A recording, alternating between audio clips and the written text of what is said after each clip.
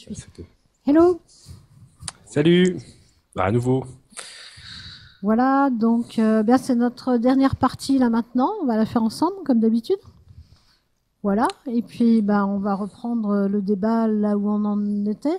Alors Mhm. qu'est-ce que vous avez relevé, vu dans ce que les gens ont dit dans l'intervalle?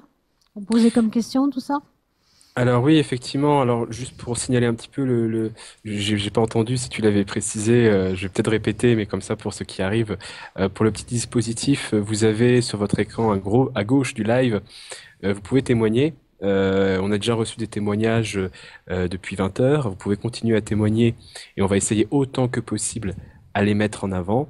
Et aussi évoquer des témoignages qu'on a déjà eus, que ce soit sur Facebook ou sur Gmail. Donc c'est surtout ça qu'on va essayer de mettre en avant, de les lire et de les commenter, puisqu'on voit qu'il y a des problématiques qui ressortent. Alors je sais pas à votre niveau si vous avez sur tablette les témoignages en question ou par où on commence. Euh, Bah, écoute, oui, tu peux. Mais je sais pas si on les a là. De toute façon, moi je m'en suis pas occupée. on J'ai les a laissé nous, ça. hein. Ok. Donc je vais peut-être en prendre un pour commencer. On a parfois des témoignages qui sont un peu longs, donc je vais les lire. Enfin, je vais en lire un pour commencer peut-être. Donc, il s'agit d'un témoignage qu'on a reçu d'une personne, donc d'une pharmacienne. Oui, on garde l'anonymat, hein, bien sûr. D'ailleurs, quand vous envoyez des témoignages, n'hésitez pas. Donc, je le lis. Lorsque j'étais en deuxième année, j'ai dû faire un stage d'observation en officine, pharmacie de ville. Mis à part ranger les médicaments entre 8 heures et 9 heures, je n'avais aucune tâche à faire sur des semaines de 35 heures. Mon maître de stage a réussi à me reprocher de ne rien faire. À Là, je vais côté, peut-être t'arrêter tout de suite pour dire que c'est une injonction paradoxale. oui, Là, c'est typique de ce qu'on nomme une injonction paradoxale. C'est qu'il y a un état de fait, il n'y a rien à faire, mais on reproche à la personne de ne rien faire. Donc, elle est dans une impossibilité, quoi. Et c'est extrêmement courant, ça revient souvent dans les témoignages, on en retrouvera tout à l'heure. oui.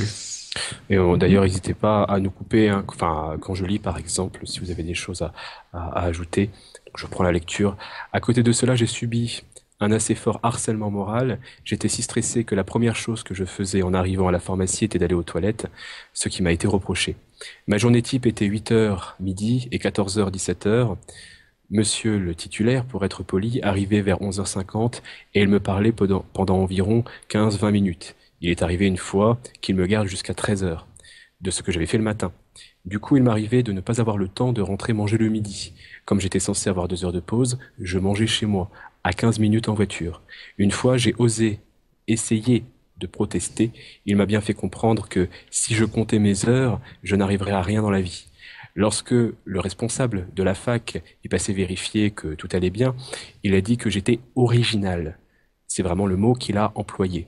Étant donné le ton qu'il avait pris, j'ai compris qu'il me considérait vraiment comme une, pardonnez-moi le vocabulaire, petite merde. D'ailleurs, j'ai appris par la suite qu'il avait parlé de moi à d'autres pharmaciens en disant que j'étais nul. Certains jours, il m'est arrivé de faire des erreurs de rangement des médicaments, principalement à cause du stress. Non seulement il me le reprochait, mais il me faisait bien sentir que je n'étais qu'une incapable. Il m'a même dit une fois que si je continuais à me tromper, je n'aurais plus le droit de ranger les médicaments, ce qui aurait signifié que je n'aurais plus rien du tout à faire de toute la journée. Je vous laisse imaginer l'impact de ces paroles sur le stress. Ma maman m'a dit plusieurs fois que ce stage m'avait transformé et que j'avais l'air très déprimé et très stressé. Je pleurais presque tous les jours et je tenais uniquement parce que je savais que ce ne serait que 6 semaines. À cause de ce stage, j'ai grandement perdu confiance en moi, définitivement. Et j'ai aussi décidé à l'issue de ce stage que je ne retravaillerai pas en officine.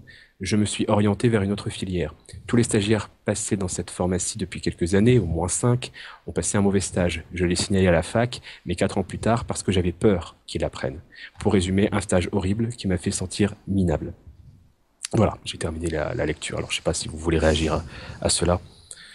Moi, ce que je dirais, c'est que le code du travail est assez clair sur le statut des stagiaires, qui sont pas censés, qui sont d'abord en situation d'observation, Mm, déjà. tout à fait.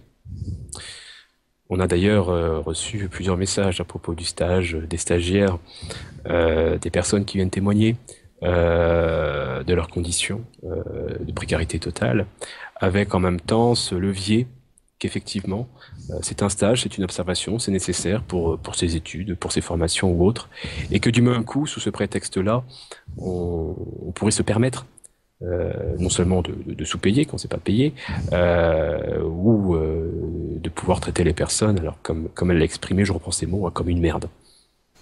Sachant qu'à la fin du stage, il y a des rapports de stage qui sont fournis par l'employeur, Ouais.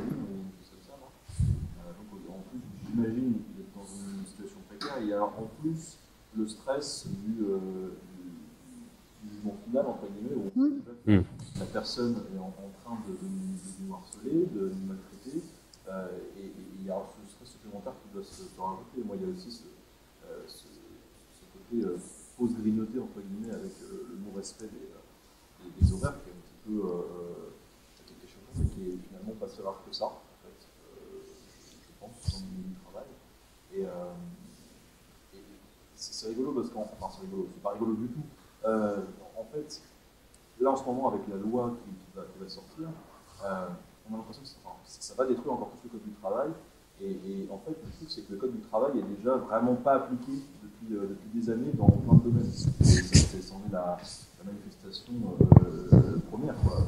Le simple fait de renier sur les pauses midi pour rester avec son patron ou bosser, c'est chaud.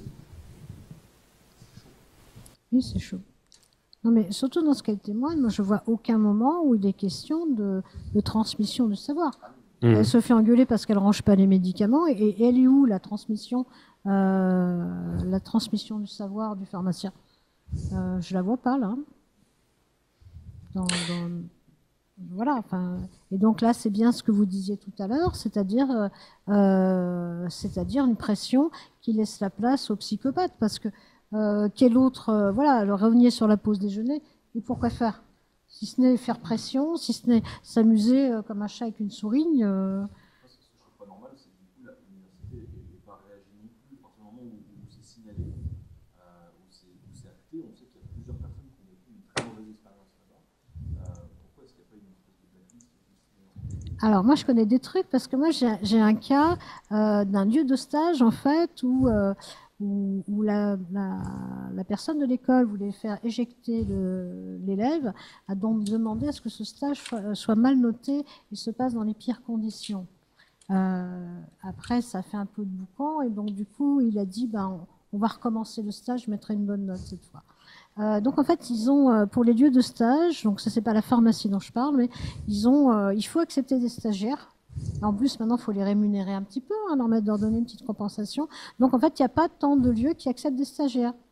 Donc, du coup, surtout s'ils en prennent plusieurs pendant l'année, du coup, ils disent, si vous critiquez, si ça vous plaît pas, on prend plus de stagiaires, et voilà. C'est une explication que j'ai sur un... C'est peut-être pas pareil sur tous les circuits, mais en tout cas... Il y a quelque chose que je remarque aussi à la fin de ce témoignage, c'est ce qu'on avait évoqué précédemment tout à l'heure à 20h, cette peur. Oui. Cette peur par rapport à la fac. Alors déjà, on a une double peur. On a la peur durant le stage, par rapport à la pharmacie dans laquelle cette personne a travaillé, et peur aussi au niveau de la fac, peur aussi de la traçabilité par rapport à sa carrière, à ses formations, à ses stages, etc. Donc on a vraiment cette pression-là qui est ici flagrante et qu'on rencontre dans beaucoup de témoignages. Ce qui est terrible, en plus, c'est que les stages, c'est les premières expériences, souvent du monde du travail, quoi. Et ça commence mal comme ça.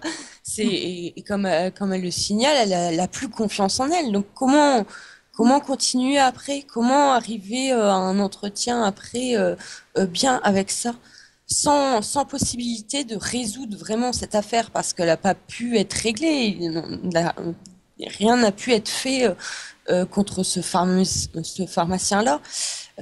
Donc c'est extrêmement difficile de continuer sa vie bien sans pouvoir régler, classifier vraiment cette affaire, quoi. Il n'y a pas d'issue. Enfin, dans sa solution, dans sa situation, il n'y avait pas d'issue. Ouais. Oui. Après, oui, l'État, moi, ce que je pense à ça, j'avais fait un article sur la justice restauratrice. Et pendant cet article, je me disais, mais il faut instaurer ça au prud'homme, qui est un endroit, un lieu de médiation où les personnes qui ont été harcelées puissent exprimer ce qui s'est passé à l'autre, quoi, à l'entrepreneur ou à la personne qui a harcelé.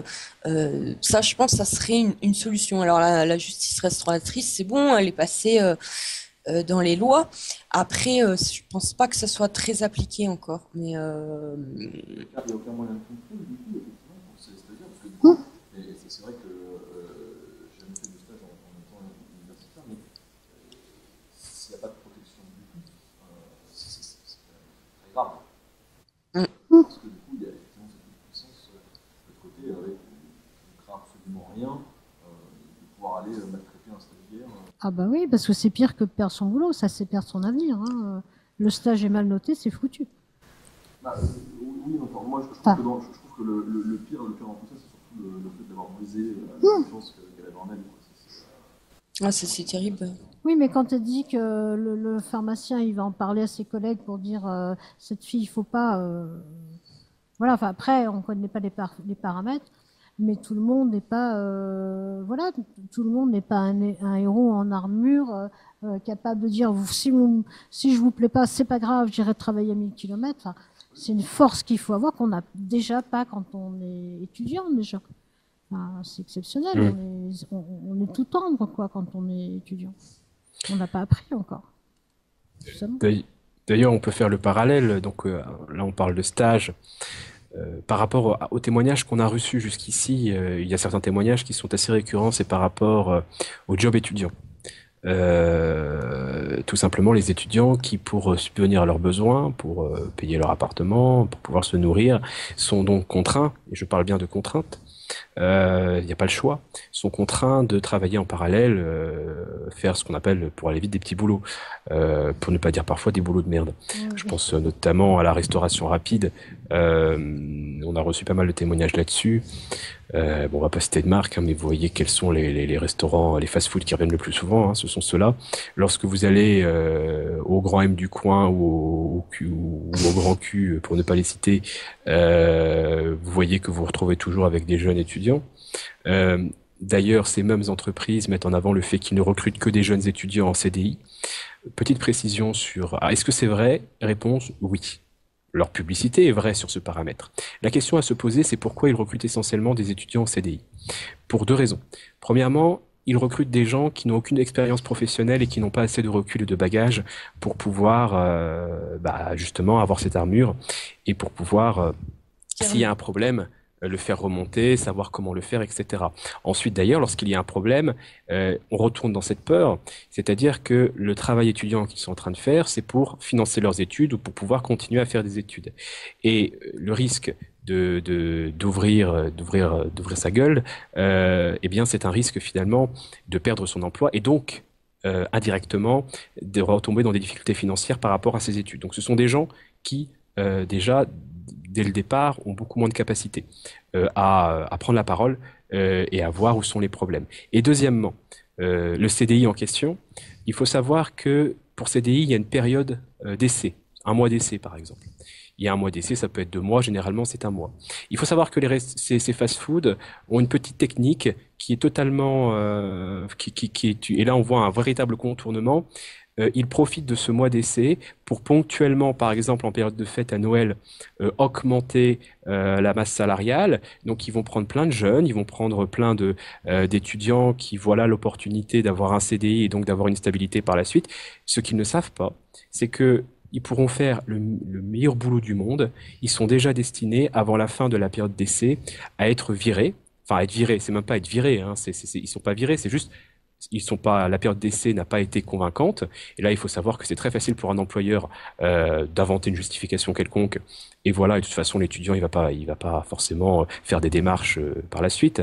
Et donc, ils utilisent justement ce mois d'essai du CDI. Vous voyez la faille qui est utilisée pour faire en sorte d'avoir un turnover très fréquent. Ils restent dans les clous et en plus, ils peuvent faire de jolies petites publicités où ils sont en train de mettre en avant qu'ils n'embauchent que des CDI, ce qui est vrai. Ce qu'ils ne disent pas, c'est qu'ils profitent justement de ce mois d'essai pour faire ce qu'ils veulent. Alors, qu'est-ce qu'on peut faire de tout ça? Il faut aider les gens à ne pas avoir peur.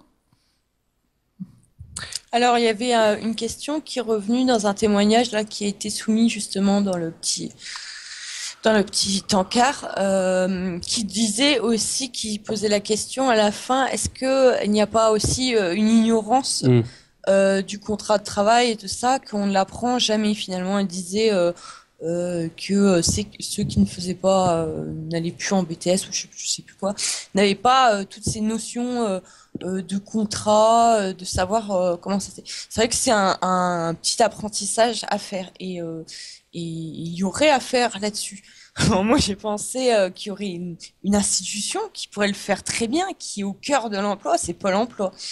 Mais étrangement, Pôle emploi ne fera jamais d'information sur les droits. Et il y a tout un versant de Pôle emploi qui pourrait être l'apprentissage de ces choses-là, tout Pour la bête, protection le des salariés. contrat, les machins, et non, ça ne se fait pas.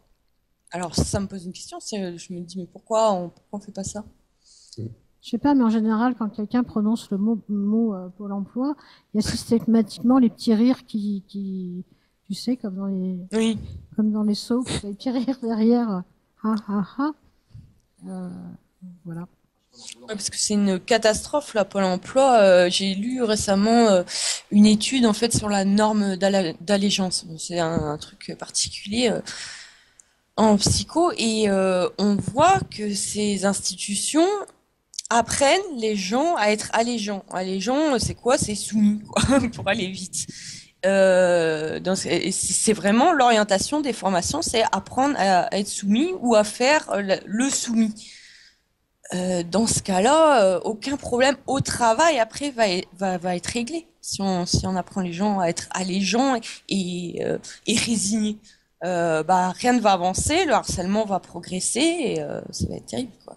Donc il y a un gros problème à résoudre là-dessus sur le Pôle emploi parce que c'est vraiment une catastrophe et ça coûte très cher. S'il y avait que ce problème, parce que le problème aussi qu'il y a à Pôle emploi, ça c'est pas un témoignage direct que j'ai lu, mais c'est un témoignage de pas mal de personnes que j'ai pu vivre aussi personnellement, c'est que quand on se retrouve dans une situation de précarité où on perd son emploi, qu'on se retrouve au chômage, c'est arrivé plusieurs fois que Pôle emploi soit très opaque au départ sur les conditions nécessaires à toucher ses droits, etc. Et notamment, moi, ce qui m'est arrivé, c'est qu'on ne prévienne pas en fait qu'il y avait une réunion obligatoire, on n'annonce même pas qu'il y avait une réunion obligatoire, et que du coup, à peu près une semaine et demie après mon inscription Pôle emploi, je reçois directement une lettre de radiation en fait. Et ça arrivait à pas mal de personnes finalement. Que j'ai eu, et c'est pareil, je me dis, si déjà on est dévasté parce qu'on vient de perdre son job, si en plus on n'a pas le réflexe de protester à un moment donné, ou de se mettre en avant en disant attendez, il y a quelque chose qui ne va pas, etc., et d'ouvrir sa gueule aussi, je pense qu'il y a des gens qui se font avoir aussi. Et ça, c'est un autre problème de Pôle emploi, c'est un autre problème qui est lié au travail aussi, et là, à la perte de travail, quoi. Il y a aussi des histoires qui courent sur le statut des travailleurs à Pôle emploi. Voilà. Oui. Là aussi, il y a des histoires de rendement, de harcèlement, etc. Oui. Ah oui, c'est Pôle emploi, pour avoir étudié un peu en tant qu'usager, j'ai lu beaucoup de livres aussi sur des employés qui témoignaient, et puis j'ai vu comment ça fonctionnait. C'est une catastrophe d'un bout à l'autre, quoi. Il y a tout à changer. En plus, selon la Cour des comptes, c'est même pas efficace pour les gens. Les gens trouvent des emplois hors Pôle emploi. Donc vraiment, ouais, il y a tout à changer. Et en plus, c'est d'un point de vue psychologique, c'est toujours une épreuve, le Pôle emploi. C'est vraiment un problème, alors que ça pourrait être une instance pour aider justement à se repérer dans l'emploi, à aider les gens à être positifs, quoi. Même quitte à aller proposer des alternatives pour réussir, à gérer son argent tout simplement quand on n'en a pas beaucoup et à trouver des petites astuces. Ça peut être un lieu de réunion aussi où les gens pourraient discuter ensemble. On pourrait transformer ça dans quelque chose de beaucoup plus positif. Et là, c'est horriblement cher et c'est une catastrophe sur tous les points. Donc, plutôt que de changer le code du travail, il faudrait peut-être s'attarder là-dessus, quoi. Il y a peut-être quelque chose à faire là-dessus. C'est anxiogène et aussi presque des ultimatums posés aux gens, c'est-à-dire qu'on leur disait attention, il vous reste plus que 5 mois pour trouver un job, vous vous en rappelez, il faudra peut-être vous bouger, il faudra peut-être arrêter de faire le difficile et de prendre ce qui vous passe sous la main. Et donc, encourager les gens à reprendre un boulot précaire, un boulot de merde derrière, parce que, attention, bientôt tu auras toutes les aides, attention. Et c'est un réel problème aussi. Après, il y a d'autres problèmes, fatalement, qui viennent s'ajouter là-dessus. Et du travail à la chaîne, il y en a aussi. Moi, je sais que dans le Pôle emploi où j'étais, je me disais, mais écoutez, on est 10, là, ils viennent de fusionner 2 centres, on a 15 000 personnes à gérer. Donc, évidemment que la plupart du temps, quand on peut esquiver un rendez-vous, en fait, on le fait, quoi. Donc il y a une problématique il y a des problèmes qui sont très lourds derrière, autant dans le fonctionnement, dans la logistique, que dans les objectifs, justement, où il n'y a pas assez d'accompagnement, il n'y a pas assez de soutien, et effectivement c'est toujours très anxiogène. Et oui, en plus, au niveau du travail, ça peut être aussi un frein de ne pas dire non sur le lieu de boulot, de dire non, je veux pas retrouver Pôle emploi, je veux pas retrouver le chômage, l'humiliation que j'ai vécue là-bas, le fait d'être traité comme un moins que rien. Rien que cette expérience aussi peut, après, une fois au travail, faire accepter des trucs inacceptables. Donc... Et on a aussi la stigmatisation des chômeurs qui revient très fréquemment dans les débats et malheureusement qui reviennent pour le coup dans n'importe quel parti politique et qu'on retrouve. Alors on parlait d'humiliation. Je parle d'une anecdote qui m'est déjà arrivée. Vous savez, il y a un site internet Pôle emploi, etc., dont ils en sont très fiers, qui bug beaucoup. J'avais eu un problème quand j'étais au chômage, parce que j'ai eu des périodes de chômage, quand j'avais des problèmes pour me connecter sur Pôle emploi, puisque j'avais eu un problème de mot de passe. Enfin, je sais plus trop. J'avais été directement dans le centre Pôle emploi. J'avais été à l'accueil, j'avais expliqué que j'avais un problème, est-ce qu'on pouvait me réactiver, je sais plus pour quelle raison, le mot de passe ou me renvoyer une lettre. Voilà, j'avais perdu tout ça. Eh bien, qu'est-ce que j'ai eu comme réponse? J'ai eu on va vous inscrire à une formation pour utiliser le site internet. Voilà. Bon, avec aussi le fait que après donc j'ai été convoqué pour une formation que je devais aller. Si je n'étais pas présent à ce type de formation-là, je sais pas si ça s'appelait formation ou autre, et je sais pas si c'est encore le cas maintenant, c'était il y a plusieurs années. Eh bien, je devais le justifier. Je devais le justifier par écrit pour expliquer pourquoi je n'ai pas été présent à cette formation pour utiliser un ordinateur. Voilà. Oh, c'est une série d'humiliations. Justement, j'ai relevé un Twitter tout à l'heure. Une assistante de formation, le Pôle emploi, lui proposait une formation pour faire son CV, alors qu'elle était assistante de formation à la base. Donc, c'est absolument humiliant, quoi, de recevoir ça. C'est vraiment la dédaigner automatiquement, quoi. Et tous ces trucs-là, cette honte aussi qui entoure le chômage et qui est forcément poussée encore plus par certains politiciens qui n'hésitent pas à dire que le chômeur c'est un feignant, quelqu'un qui enfin bon bref, vous connaissez le discours. Un profiteur qui vole de l'argent. Les gens ils veulent même pas perdre leur emploi aussi par rapport à cette peur sociale du statut de chômeur qui est atroce, alors que c'est totalement faux. Ça ne dit rien d'une caractère d'une personne. D'être chômeur, c'est qu'un statut, c'est vide en soi, ça change rien à la personnalité de la personne, quoi. Et aussi, il y a beaucoup de personnes, par cette pression sociale, qui se sentent obligées de déprimer, quoi. Enfin, il y a une sorte de... Elles ne peuvent pas être heureuses. Elles s'interdisent de ça. Il y a vraiment une grosse problématique là-dessus sur... ce que dit la société du statut de chômeur. Donc, il faut vraiment clarifier ça. Un statut, ça ne dit rien de la personnalité, de ce qu'on est, de ce qu'on peut faire, quoi. Et ça n'empêche pas, quand on est au chômage... Quel que soit le statut, d'ailleurs, c'est pas parce qu'on est chef de ceci que ça dit quelque chose de sa personnalité. Non, toutes ces choses-là sont strictement séparées. Après, c'est nous, des fois, qui optons pour ces stéréotypes parce que certains sont valorisateurs. Par exemple, quand on est chef, ça peut être valorisateur. Mais il faut bien séparer ces deux choses-là. Et aussi, ajoutons que il y a cette stigmatisation qui est reproduite et qui est ressentie par celui qui est au chômage, qui s'interdit même, qui se culpabilise d'avoir des moments de bonheur. comme si c'était antithétique. On peut être au chômage, le fait est qu'on n'a pas d'emploi, on peut pas travailler pour X raison, pourquoi on n'aurait pas le droit d'être heureux? Non, non, c'est louche. Là, j'ai vu sur ton Facebook, t'es au chômage, t'as l'air d'être content pour tel événement, alors que t'as pas d'emploi, t'es un profiteur, t'es un feignant. Donc déjà, il y a cette chose-là.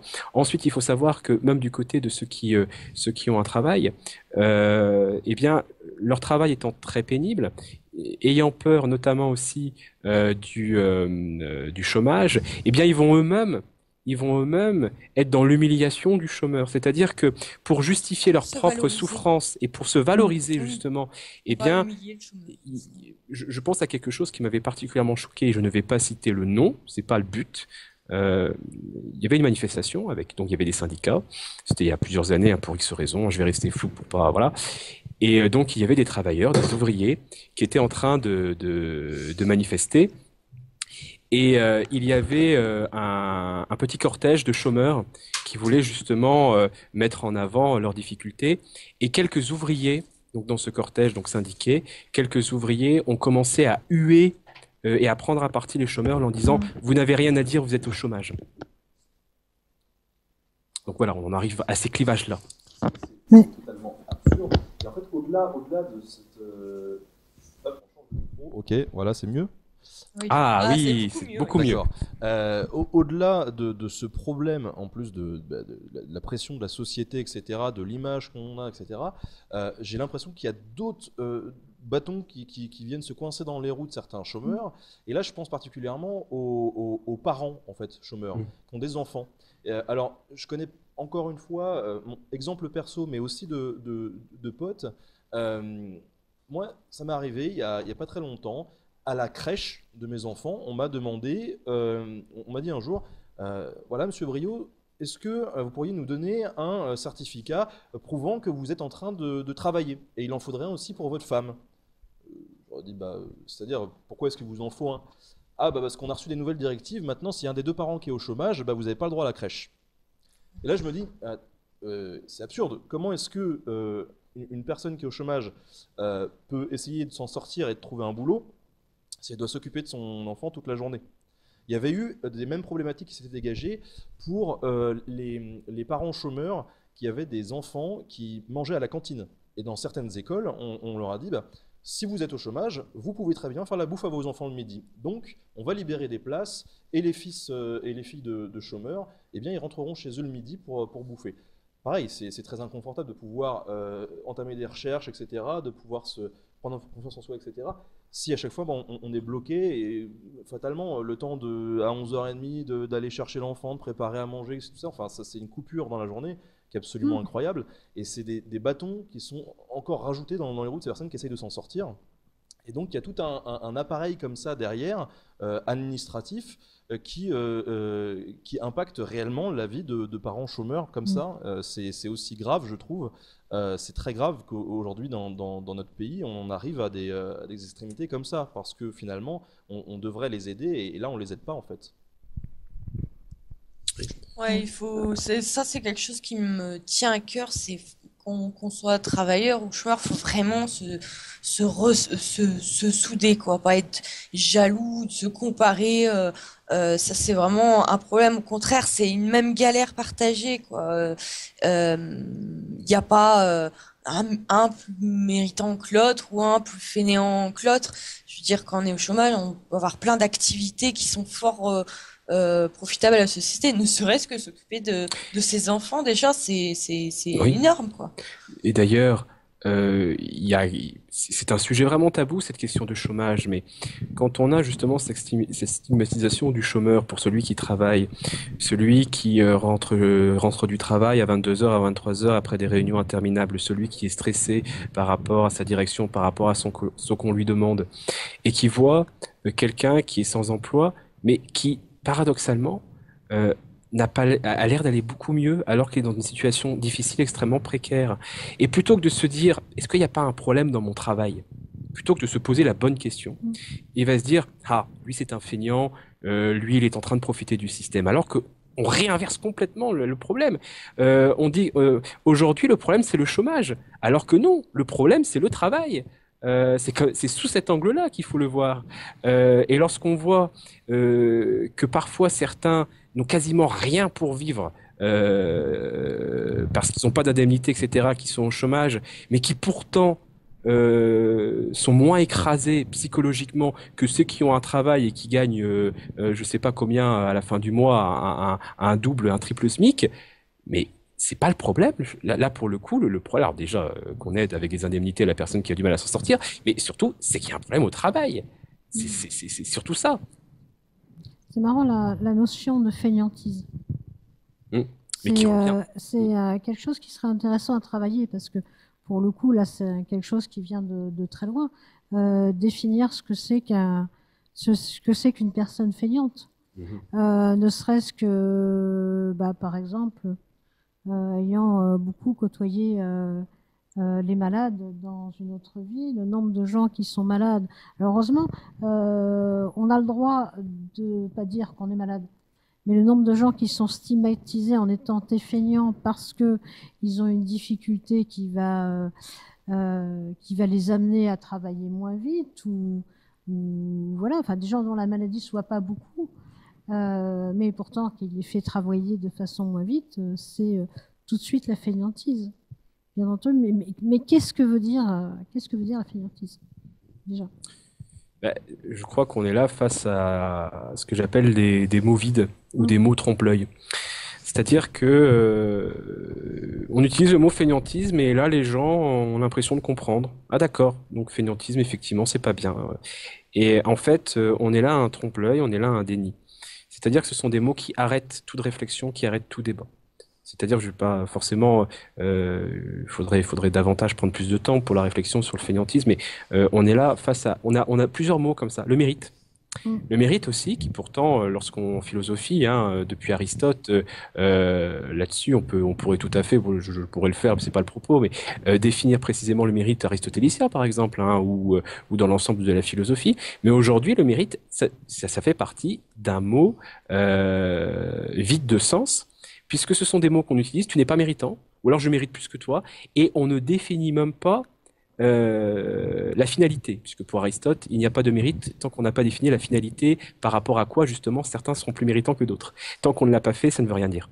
Donc ce sont fainéantisme, mérite, ou d'autres mots, ce sont des mots qui empêchent le débat, qui font et qui aussi, il faut le voir comme ça, montre qu'il y a un problème. À partir du moment où il suffit de balancer quelques mots, et malheureusement nos politiciens sont très doués pour ça, hop, on arrête de réfléchir, on met les choses sur off. Ouais, en fait, il y a un truc, les feignants, les glandeurs professionnels, c'est justement leur vie tourne autour de ça, et ça se voit très vite. Heureusement, ils sont pas nombreux.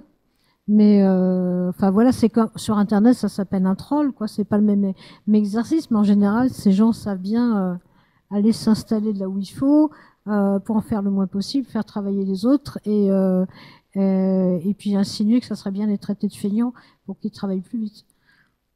Parce que ça aussi, voilà, il y a des glandeurs professionnels, on en a tous croisé, surtout quand on fait leur boulot à leur place. Et cela, la notion de fainéantise, ça leur vient même pas à l'esprit. Moi, j'aurais tendance à dire, on peut aussi, pour dire aux gens que tout n'est pas toujours la même chose et qu'il n'y a pas d'espoir, il y a moyen de se battre, il y a moyen de faire des choses, il y a moyen de dire, eh bien, j'aurai pas de retraite, là je suis très fatiguée, j'ai 3 mois de chômage, chouette, je vais pouvoir requinquer ma santé. Pourquoi? Parce que c'est la réalité. Il y a des gens chouettes. Enfin, oui, moi j'ai une copine à qui c'est arrivé qui dit mais chouette, là je vais avoir au moins 1 mois de chômage, je vais enfin pouvoir souffler parce que j'ai bossé à des pas d'heures pendant plusieurs mois. Parce que des fois aussi, il faut se remettre en condition justement pour pouvoir retrouver un emploi. Et oui, on a été très atteint par celui d'avant, donc forcément il peut y avoir des périodes de flottement où au-delà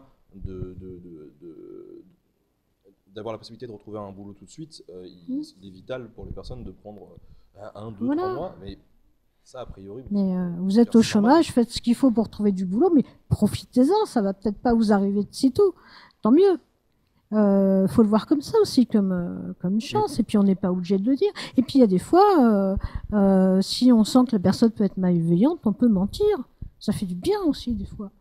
Dire oh non, je suis pas au chômage. Ça, toi, tu vas pas m'embêter. Ouais, Ouais, encore une mais fois. ça change pas les mécanismes institutionnels. Mais juste pour reprendre un peu d'espoir et pas se sentir toujours obligé d'aller chercher le bâton pour se faire battre, il y a des choses comme ça. Il y a, je suis très fatiguée, j'ai besoin de repos.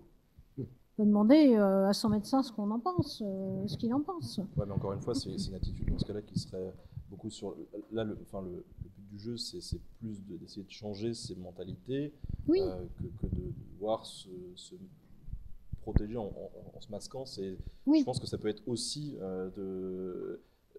traumatisant, ça peut être aussi destructeur que de se dire je suis obligé de mentir pour pouvoir cacher ma situation, quoi. Enfin, Oui, non, mais il ne s'agit pas de tout cacher, justement. Il s'agit de prendre le problème, pas remettre le jugement, sa vie dans le jugement des autres, qui va être préformaté parce que quelqu'un fait un boulot de merde ou parce que quelqu'un est au chômage, etc.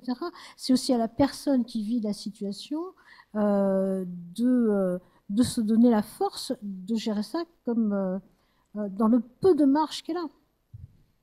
Et voilà, enfin, c'est des petites astuces comme ça, c'est peut-être pas forcément la bonne, mais je sais pas moi, la grand-mère acariâtre, c'est bien de lui dire qu'on n'est pas au chômage. Ça, éviter le repas de Noël, on va se faire tacler par toute la famille en série. Enfin, ce genre de truc, tout le monde le fait. Mais sans se sentir coupable, c'est bête. Voilà, mais c'est des petites choses, des toutes petites choses qui permettent juste aux gens d'entrevoir une petite lumière où, bien que dans une situation coincée, on n'est pas forcément soumis des objets et on peut se battre, même un tout petit peu, pour reprendre au moins confiance en soi. Alors, moi, j'ai une stratégie, vu que moi, j'ai un statut changeant tout le temps, finalement, à force, je préfère me dire chômeuse. Sans emploi, parce que finalement c'est beaucoup plus simple vu que un coup je travaille puis le lendemain je travaille pas et puis après, enfin c'est tellement compliqué et je me suis habituée et finalement je préfère ça évite des discussions trop longues, des trucs comme ça et puis finalement on l'assume plutôt pas mal quoi. Peut-être. Donc ouais, on va peut-être repartir sur un peut-être prendre témoignage. les témoignages. Ouais. Mm. Je sais pas, tu veux le lire? Je le lis. Je pense Vas-y, que vas-y. celui-là. Bon, je vais le lire à nouveau. Ouais, On a reçu d'ailleurs. souci de son, on t'entend plus. On t'entend plus. Allô? Il y a une Ouais. volume de jack. Et, Allô? ouais, Ouais, on t'entend on a un faiblement. problème de son. Je sais pas si Alors, ça vient on essaie de de voir si ça vient de chez vous, de chez nous.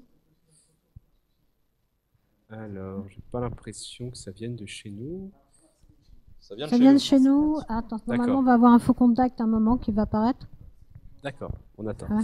C'est l'enceinte. Alors, hop.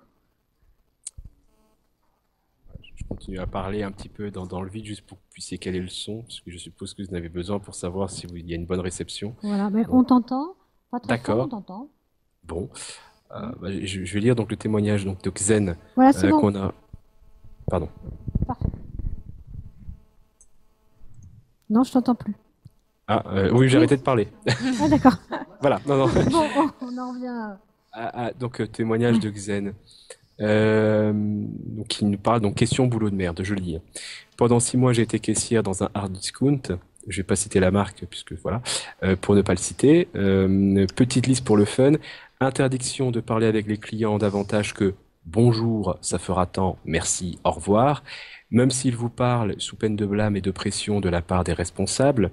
Oui, c'est assez frustrant de devoir se contenter d'un quand on est un humain sympathique, quand on a un humain sympathique en face qui veut échanger quelques mots au milieu d'une journée de travail robotisée.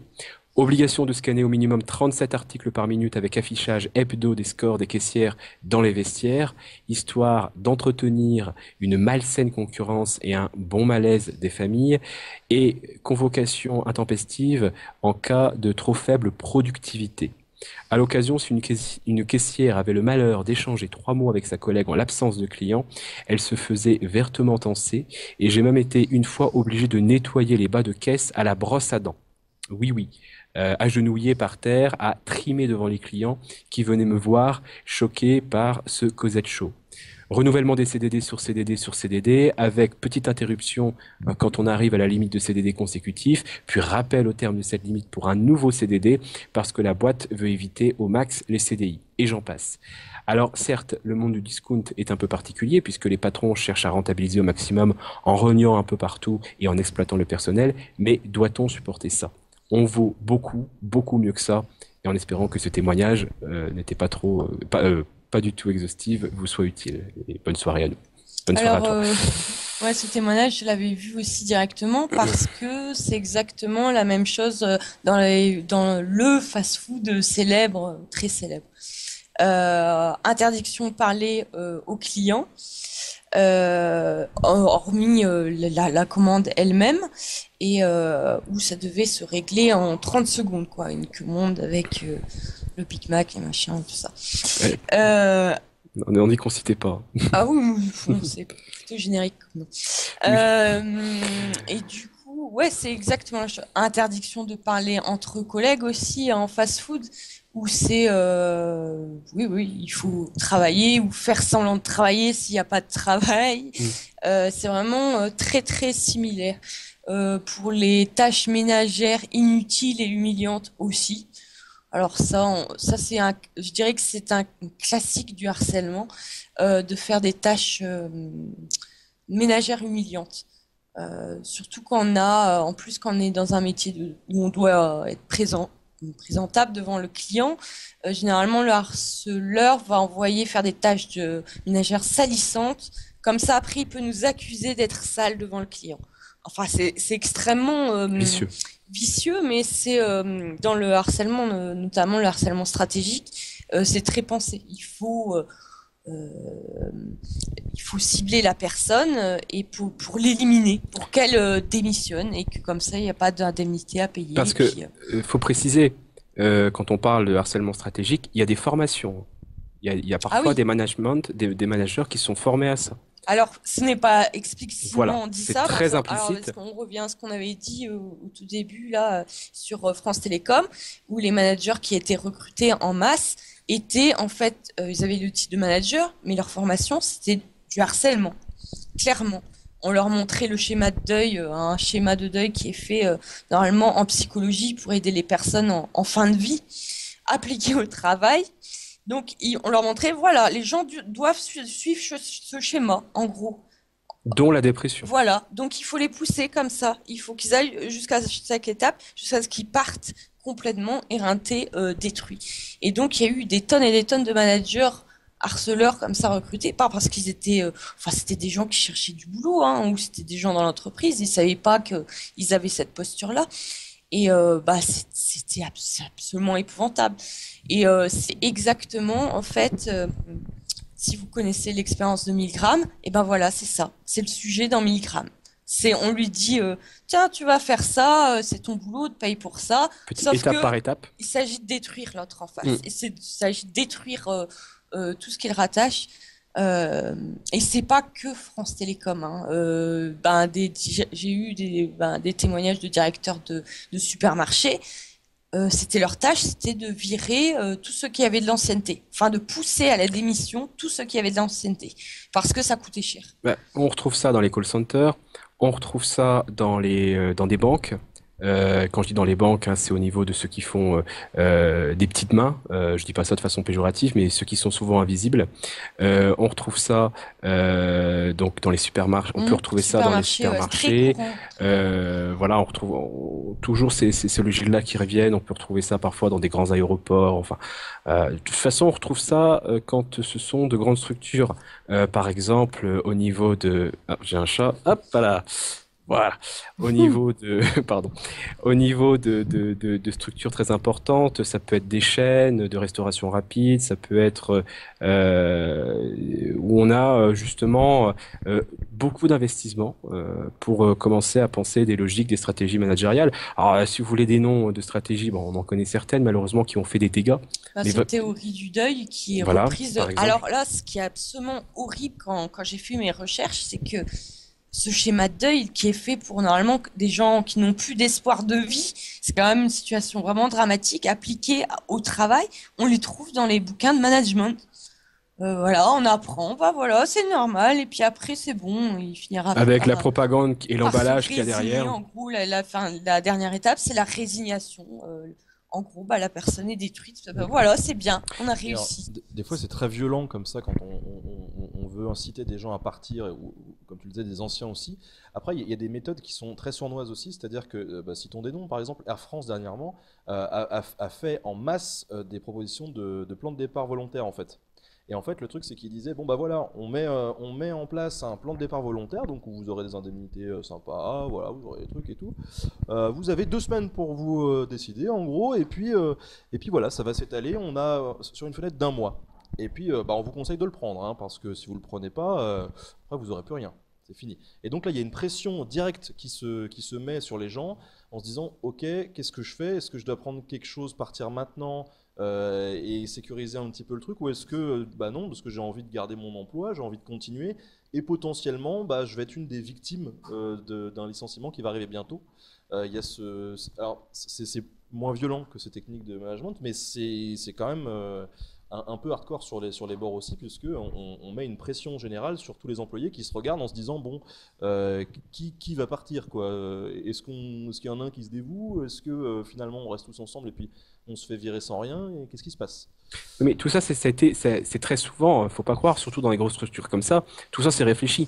Tous ces leviers de pression. C'est un jeu d'échecs, quoi. On place les trucs, allez, comment on fait pour abattre l'ennemi? Moi, dans ce témoignage, il y a un autre truc sur lequel je voulais revenir, c'est la mise en compétition entre salariés, avec l'affichage de score, etc. Et ça, dans le call center, on peut le voir aussi. Moi, je me souviens, j'avais été filmé un call center, et en fait, donc sur le call center, il y avait plusieurs équipes. Donc il devait y avoir, je sais plus, 10 ou 15 équipes.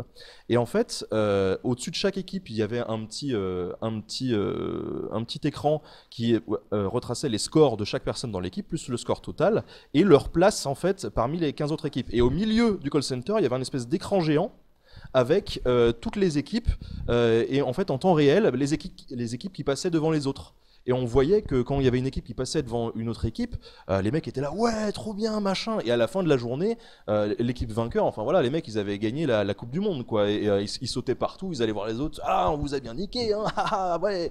Et il y avait effectivement cet entretien de compétition à mort au sein même de l'entreprise. Et les personnes qui n'avaient pas gagné ce jour-là, ils étaient en mode, ouais, putain, on a merdé, on n'a pas assez bossé, ou voilà, il y avait quelque chose où il y avait pas le devoir, enfin le sentiment de devoir accompli, quoi. On avait loupé quelque chose dans la journée, on avait mal fait son boulot parce qu'on n'avait pas gagné, quoi.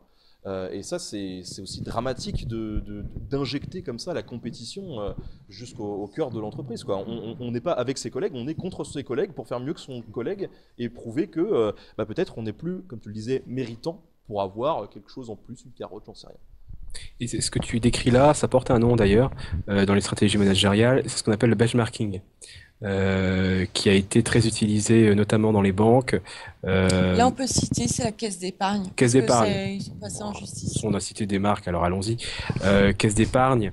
Donc, c'est exactement ce que tu as décrit, Ben. C'est-à-dire qu'on n'est pas évalué par rapport à son travail, on est évalué par rapport à son collègue. Autrement dit, on a tout intérêt pour réussir à faire en sorte que l'autre perde. C'est la logique des compétitions sportives. Quand vous êtes dans le sport, voilà, vous êtes dans un cadre particulier ou dans le cadre du jeu, ça c'est quelque chose de tout à fait légitime, etc. Mais lorsque vous le mettez, pire parce qu'en voilà, fait, il n'y a pas d'équipe. Enfin, souvent dans le benchmark, il n'y a même pas d'équipe. déjà, premièrement. C'est individu contre individu, alors que ce sont des collègues qui ont besoin de travailler ensemble, quoi. Et surtout, c'est le principe de la course. Ce qu'on oublie, c'est que il y a ces principes sportifs, peu de gagnants, voire un gagnant, et tous les autres, ce sont des perdants. C'est comme ça que ça fonctionne. Et juste pour rebondir là-dessus, par rapport à ce que tu disais, donc tu as parlé des call centers, continuons à citer les marques, Conforama, il y a eu une émission, alors je crois que c'était Envoyé spécial, mais à vérifier, Conforama, où on a, et on a ça dans beaucoup d'entreprises, vous l'avez peut-être dans vos entreprises, faites attention à cela. On a donc généralement les salles de repos, un cadre qui affiche les performances, qui peuvent afficher les performances. Et dans ce cadre Conforama, on a des petits smileys. Vous savez, les petits smileys qu'on a sur nos téléphones, sur Internet, etc. On a des petits smileys avec la petite bouche. Ceux qui n'avaient pas réussi à fournir le chiffre qui leur avait été demandé, leur nombre de ventes, etc., ils avaient un smiley avec donc des croix à la place des yeux. Vous savez ce que ça veut dire, c'est-à-dire mort, et une balle avec du sang sur la tête. Oh la vache. Voilà. Oh, c'était clair, hein. Voilà. Si vous voulez, on pourra retrouver le document. Et voilà, vous Ah voyez, ouais, vous voyez alors l'idée. cette comparaison des chiffres, bon, évidemment dans les fast-food qui cumulent tout, évidemment ça c'est très répandu et puis il y a une grosse pression là-dessus. Et oui, des gens entre équipes sont en compétition, ce qui est encore une injonction paradoxale parce qu'on te demande de faire mieux que l'autre, mais avec qui tu es censé collaborer, donc tu es en compétition avec quoi. C'est comme si une même équipe de foot devait se voler le ballon alors qu'ils sont dans la même équipe, quoi. Ça serait ridicule. Et c'est ce qui se passe dans le monde du travail, donc dans les fast-food. Oh, mais dans tout, hein, partout, on voit ça dans les magasins de meubles. Ben, il y a Confu, Carrefour aussi a fait la théorie des alliés. Ça, je cite parce Théorie que des alliés. c'est dans des bouquins, c'est écrit noir sur blanc, donc ça je peux citer. Faites des petites recherches sur Après, le moteur moi, de recherche, vous retrouverez s'il y a tout ça. de problème, je peux citer les sources, après je les ai de côté. Voilà. Il y a aussi la question du cumul des contrats là, qui a été abordé. Je sais que ça a été le cas pas mal aussi à la Poste. À la Poste, ils faisaient pas mal ça, en cumulant les CDD. Et puis en fait, moi je connaissais une nana justement qui était à la Poste, et elle disait bon bah voilà, j'ai encore 3 mois de boulot, et puis ensuite je vais passer 6 mois à rien foutre. Je dis, bah pourquoi? Enfin, parce que voilà, dans 3 mois j'ai fini mon dernier CDD, ils peuvent plus m'en refaire un, mais je sais que dans 6 mois ou 9 mois, je sais plus exactement c'est quoi la période après, ils vont me reprendre, parce que de toute façon ils font ça depuis 3 ans. Et du coup, voilà, la nana à chaque fois elle était sans emploi pendant une période parce qu'il y avait abus de ce statut-là en fait. Je rappelle aussi que pour les CDD, en dessous d'un certain nombre de temps, alors je suis pas du tout une spécialiste de ça, mais le temps travaillé ne compte pas dans le calcul de la retraite. Aussi. Moins de temps de trimestre, ça compte pas. Donc voilà. Donc ça fait après des gens qui ont travaillé pendant longtemps, faisant des petits boulots de merde, et qui se sont dit, bah non, vous allez finir plus tard parce que tout ça, ça compte pas. Et peut-être pour se poser la question, qu'est-ce qu'on peut faire? Qu'est-ce qu'on peut faire pour tout ce qui a été évoqué? Bah déjà, il y a quelque chose qui ne se fait pas. Il y a quelque chose qui ne se fait pas en France, même dans d'autres pays, ou alors qui se fait, mais de manière symbolique et complètement inefficace. Toutes ces stratégies managériales qui sont connues, qui sont actées dans des bouquins de formation. Là, on n'est pas en train de parler de petites choses qu'on ne peut pas repérer. En plus, il y a eu des procès, il y a eu après France Télécom et Orange. On a parlé Didier Lombard tout à l'heure. Comment peut, enfin, on peut très bien, et pour cela, il faudrait qu'il y ait des institutions, il faudrait qu'il y ait, encore une fois, il faudrait débloquer du monde pour le faire, qu'il y ait une veille. Premièrement, une veille, qu'il y ait, j'ai presque envie de dire, une bioéthique du travail. Une bioéthique du travail, bio au sens pour le coup de la vie, parce qu'on parle de notre vie, hein, donc j'utilise ce terme, je pense qu'on peut l'utiliser, par rapport justement à toutes ces stratégies-là, dont on sait pertinemment déjà, est-ce qu'ils vont contribuer à une production pas sûre, quand bien même? Est-ce que ça devrait être ça qui devrait être prioritaire? Le bonheur est beaucoup plus efficace. Voilà. En plus, la psychologie positive montre bien que le bonheur est beaucoup plus efficace pour la productivité, même si on n'est pas dans ces schémas-là, mais et surtout dont on connaît pertinemment les conséquences et qu'on en a déjà eu par le passé. Pourquoi on n'a pas ça? Pourquoi on ne met pas ça en place? Ouais, l'autre solution, oui, c'est que l'employé devienne rare, quoi. Moi, je reste sur cette idée, quoi. J'imagine un monde où l'employeur, il est obligé de faire enfin, si les psychopathes, parce que les autres n'ont pas de mal à être quand même un peu empathiques, mais si les psychopathes qui soient forcés de prendre en compte l'humain pour que son entreprise elle fonctionne quoi. Et pour ça, il faut à chaque fois, je reviens pour que ce soit les questions de harcèlement, de fraude, de machin et tout ça. Moi, j'en reviens toujours au revenu universel ou salaire à vie, à quelque chose qui ne soit ni humiliant comme le statut de chômeur peut l'être. Ça, c'est quand même énorme, un statut qui soit à tout le monde comme ça et qui enlève les peurs. Au moins une partie des peurs. Alors, juste peut-être, puisque tu as utilisé le mot psychopathe, juste peut-être de définir ce qu'on entend par là. Par psychopathe, vous imaginez sans doute Dexter ou ce genre de choses. Non, c'est privé d'empathie. Voilà, un psychopathe, c'est quelqu'un qui est privé d'empathie, c'est-à-dire qui ne sera même plus en capacité de reconnaître la souffrance de l'autre. Alors, ils sont capables. Oui. C'est pour ça que je dis les psychopathes sont capables d'empathie, mais il faut les inciter à ça. Ce n'est pas naturel chez eux en fait. Ils ont une toute petite amygdale, ils ne peuvent pas. Ils n'ont pas les capacités neuronales que ça soit automatique, quoi, de repérer ce que l'autre. Par contre, ils peuvent comprendre si on leur apprend ou si on les incite. Et le travail, certaines formations dans le travail, on parlait de concurrence, etc., ont tendance justement à des gens qui sont plutôt sains d'esprit à progressivement justement à être coupés d'empathie. Donc ça se reproduit ça aussi. Le stage chaton. Avec le stage, ouais, tu peux peut-être parler du stage chaton. Oui, alors c'est une formation que j'ai eue en France, je crois aux États-Unis, uniquement réservée à des PDG ou enfin des très très hautes fonctions. Alors donc du coup c'est une sorte de séminaire. Il leur est confié un chaton. Ils doivent en prendre soin comme de leur employeur. C'est un peu une métaphore. Et ils doivent en prendre soin pendant une semaine. Très bien, ils ont leur petit chaton. Et à la fin tout le monde se réunit avec le chaton, et là, on leur demande de le tuer. Voilà. Et faites attention à ce que vous voulez dire, là, ça, vous allez casser Internet. Hein. On touche pas aux chatons sur Internet. ouais. Et pour montrer à quel point ils sont aptes à obéir, c'est ça? Ouais. Non, qu'ils sont aptes à sacrifier, à sacrifier n'importe qui. En fait, cette formation consiste à tout simplement vérifier effectivement que leur empathie ne va pas être un frein pour les hautes fonctions qu'ils sont censés prétendre. Voilà. Ouais, parce que là, il ne s'agit pas. Là, c'était pas du tout des formations, je dirais, de niveau intermédiaire et tout ça. Hein. C'était vraiment des très hautes fonctions. En fait. C'est vraiment, c'est épouvantable, quoi. Alors heureusement, hein, il y en a beaucoup qui n'ont pas accepté et qui sont partis. Hein. C'est à signaler aussi, heureusement que. Oui, enfin ceux qui n'ont pas accepté, qui sont partis, ont quand même été détruits aussi. Oui, évidemment. Enfin, c'est choquant, quoi. Vous imaginez vous retrouvez dans cette situation, bref. Là, c'est l'équivalent de tuer sa grand-mère, mais ça se fait pas, quoi. Hein, c'est pareil. Mais l'expression, enfin, il vendrait sa grand-mère ou sa mère, je sais pas exactement l'expression. Il y a des variantes, ça veut dire pareil. C'est exactement ça. Il sacrifie tout jusqu'au bout. C'est exactement la même chose. Et pourquoi on parle... Enfin, bien entendu, c'est naturel chez l'humain, mais peut-être il y a des portes de sortie dans la réflexion.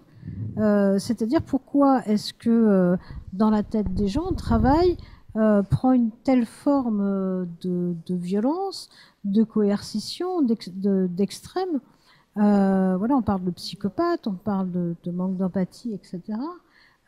Pourquoi est-ce que ça se forme autour de ça? Parce que quand même, je crois que dans l'esprit de chacun, l'idée c'est de travailler dans de bonnes conditions. J'aurais même tendance à dire, me sentant concernée, d'être tellement bien dans ce qu'on fait. Bon, moi je suis pas payée, mais c'est autre chose. Tellement bien dans ce qu'on fait que on passe son temps, on y est bien et puis c'est tout. C'est que j'ai quand même l'impression que c'est d'être productif et de pas compter ses heures dans un idéal de travail. C'est ce que recherche un peu chacun. Oui, après, comme Mrs. Ségul le disait, c'est que quand parfois on va au travail, on change totalement, on n'est plus vraiment la même personne, on se met en off, on endosse un autre rôle. Et ça, je pense que c'est aussi parce que c'est la société depuis des dizaines d'années qui fait que ça entretient cette espèce d'ambiance de compétition, quoi qu'il arrive. dans les sociétés, dans les entreprises, etc. Et que dans tous les cas, on est on se dit, on est dans un rapport de force, c'est un peu la jungle et moi je veux y arriver et voilà. Et je pense que le fait qu'il y ait de moins en moins de boulot et qu'il y ait des conditions comme ça qui se dégradent fait que de façon inconsciente, il y a beaucoup de gens qui, alors qu'ils sont très bien en dehors du travail, dès qu'ils arrivent dans le travail, ils changent de comportement et ils deviennent plus agressifs et il y a moins de considération envers l'autre, quoi. Bien sûr, Je pense que c'est parce qu'on est formaté à cause d'années, et d'années de... L'employeur, ce qu'il veut, c'est quand même quelqu'un qui compte pas 16 heures, qui est productif au maximum et qui aime son entreprise. Et il y a des gens, ils le font tout seuls, hein, sur l'ordre donne de bonnes conditions. C'est pas la peine de leur taper dessus. Hein. Enfin, je sais pas, les gens, ils ont envie d'être heureux. Il suffit de les rendre heureux. Enfin. Mais alors là-dessus, pour le bonheur.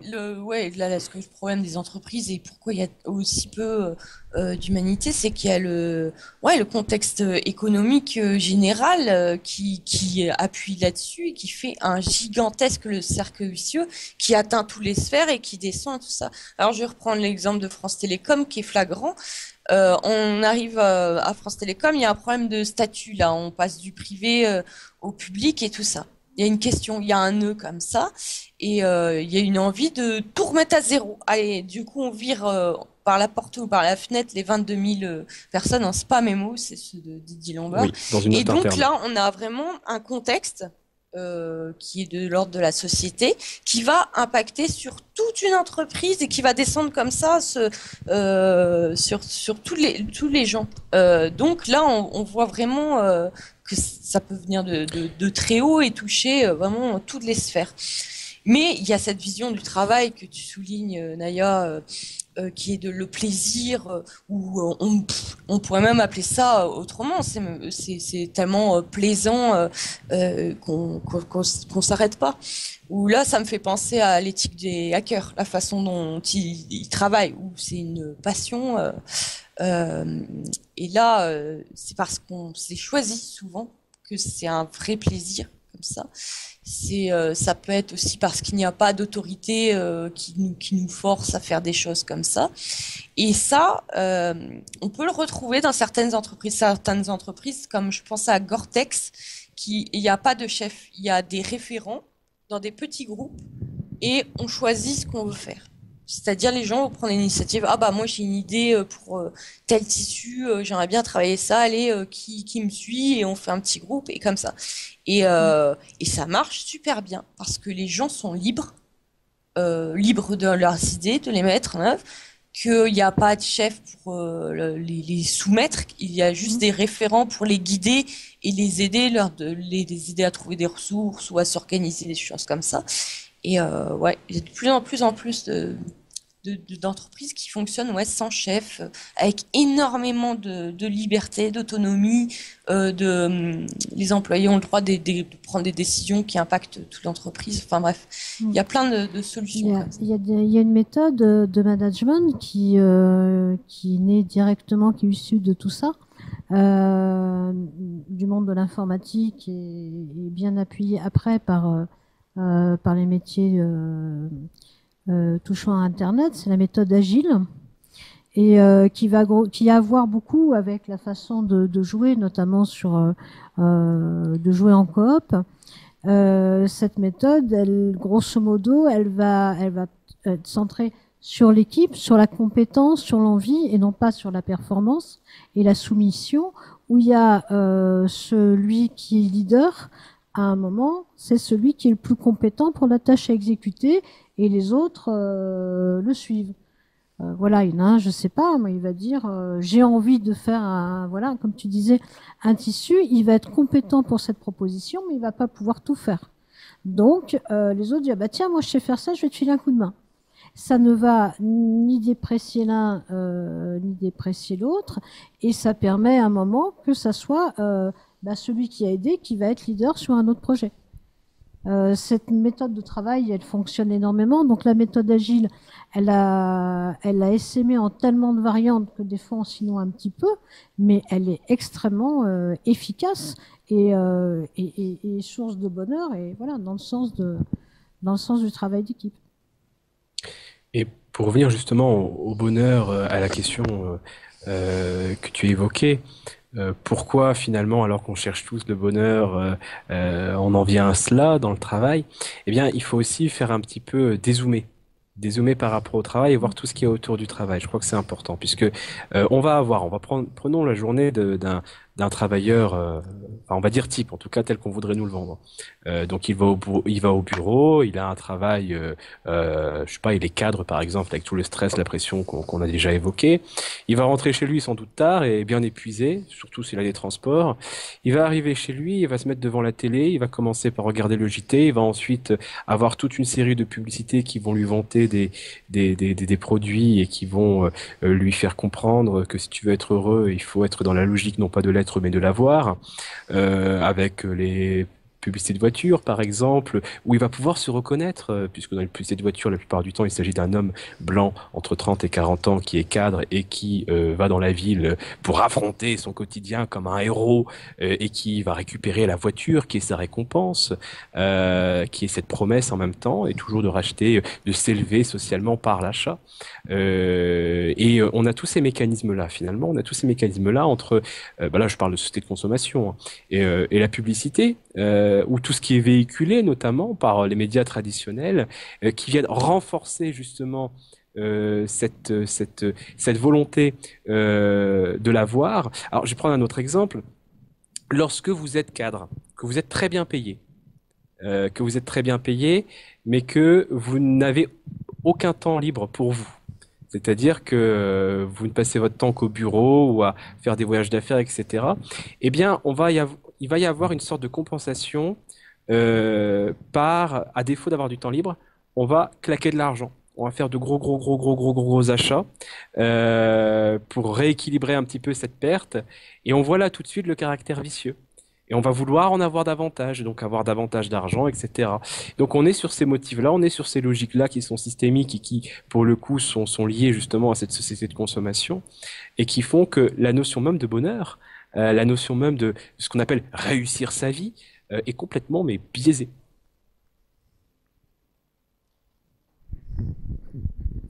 Oui.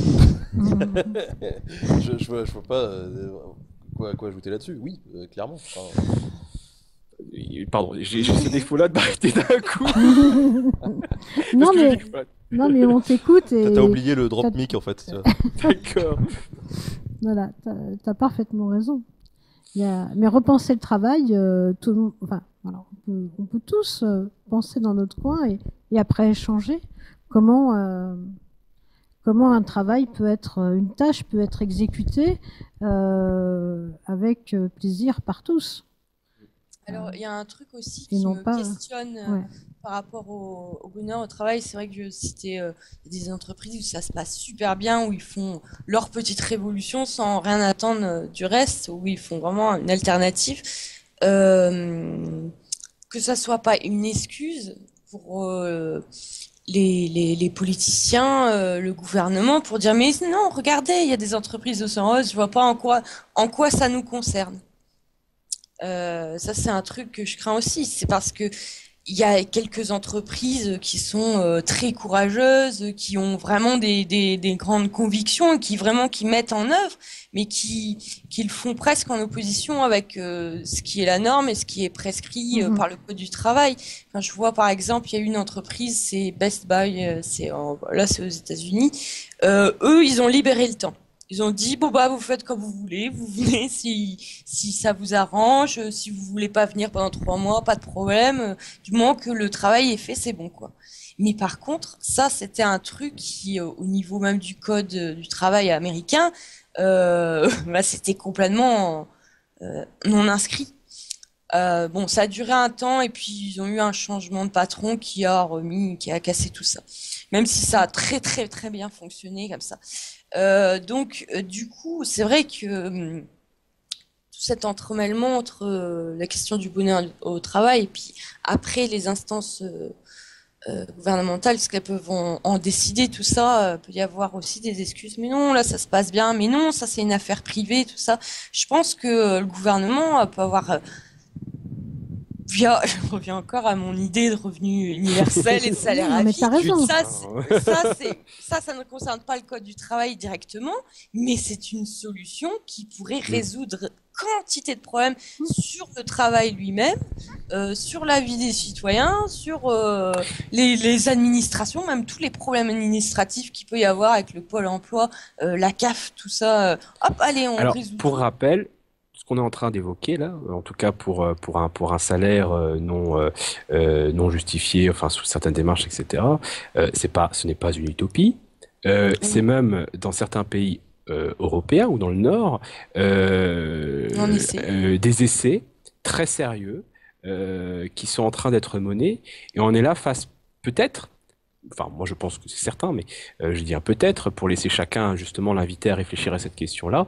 Le progrès social déterminant, le prochain saut de progrès social, non seulement pour le travail, non seulement pour sa vie, etc. De toute façon, si on regarde les choses en face, le truc, c'est que ça leur faisait des économies en plus. Oui, et ça leur fait des économies en plus, parce qu'on remet tout à plat en fait. On remet tout à plat. Finlande. C'est la Finlande, hein. Oui, je crois, Finlande. bien sûr. Ils ont fait un essai et ils ont constaté que ça leur faisait des économies de coûts, ne serait-ce qu'en termes administratifs, au lieu de gérer des aides à droite, à gauche. Des justificatifs, c'est juste un seul truc. C'est à tout le monde, il n'y a pas besoin de vérifier quoi que ce soit. Donc on fait rien qu'au niveau administratif, ça fait des économies et une facilité de gestion qui est beaucoup plus...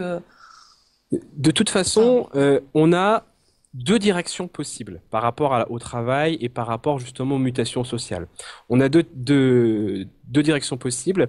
Une précarisation de plus en plus forte, avec de plus en plus de chômeurs, juste pour maintenir un système qui va toujours être profitable pour certains, mais de moins en profitable pour les autres. Donc une précarisation avec le tertiaire qui sera davantage mis en avant, mais qui va se transformer presque en un retour à des services vraiment... voilà. Je prenais l'exemple tout à l'heure du cadre qui n'a pas le temps de venir chez lui à la maison, qui doit travailler systématiquement avec beaucoup d'argent et qui a besoin justement avec son argent de faire quelque chose. Et ben il va embaucher des gens qui vont venir faire le ménage chez lui, etc. Et vous voyez dans quelle logique on retourne. C'est qu'on va retourner dans quelqu'un qui a beaucoup d'argent, qui va pouvoir... là, on va dire, c'est très bien, il crée de l'emploi. Ah oui, c'est très bien, il crée de l'emploi, mais qu'est-ce qu'il est en train de faire finalement? Il est en train de remettre en avant des hiérarchies qu'on pensait être complètement dépassées. Donc, on a cette direction-là qui est la précarisation. On en a une autre. Et là-dessus, j'évoque un penseur qui me tient beaucoup à cœur, qui s'appelle André Gorz. André Gorz, je vais faire très vite, puisque c'est pas si compliqué. Il parle de rationalisme économique. Nous sommes dans un rationalisme économique depuis les révolutions industrielles. Qu'est-ce que le rationalisme économique? C'est que on économise des coûts dans la production, etc.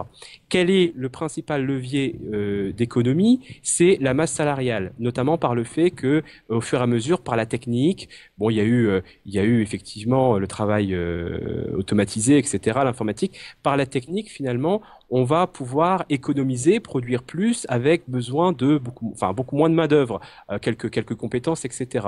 Ça veut dire quoi? Ça veut dire que le rationalisme économique a pour conséquence moins d'emplois. Il n'y a pas besoin d'être un grand économiste. Il y aura de moins en moins d'emplois. Mais on arrive à un paradoxe.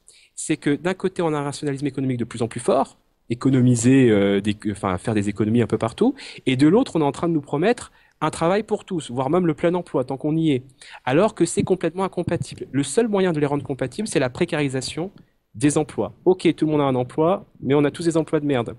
Alors que ce que Roland Gorz met en avant, c'est justement que nous avons là la possibilité d'avoir un progrès social sans précédent, c'est-à-dire le temps libéré.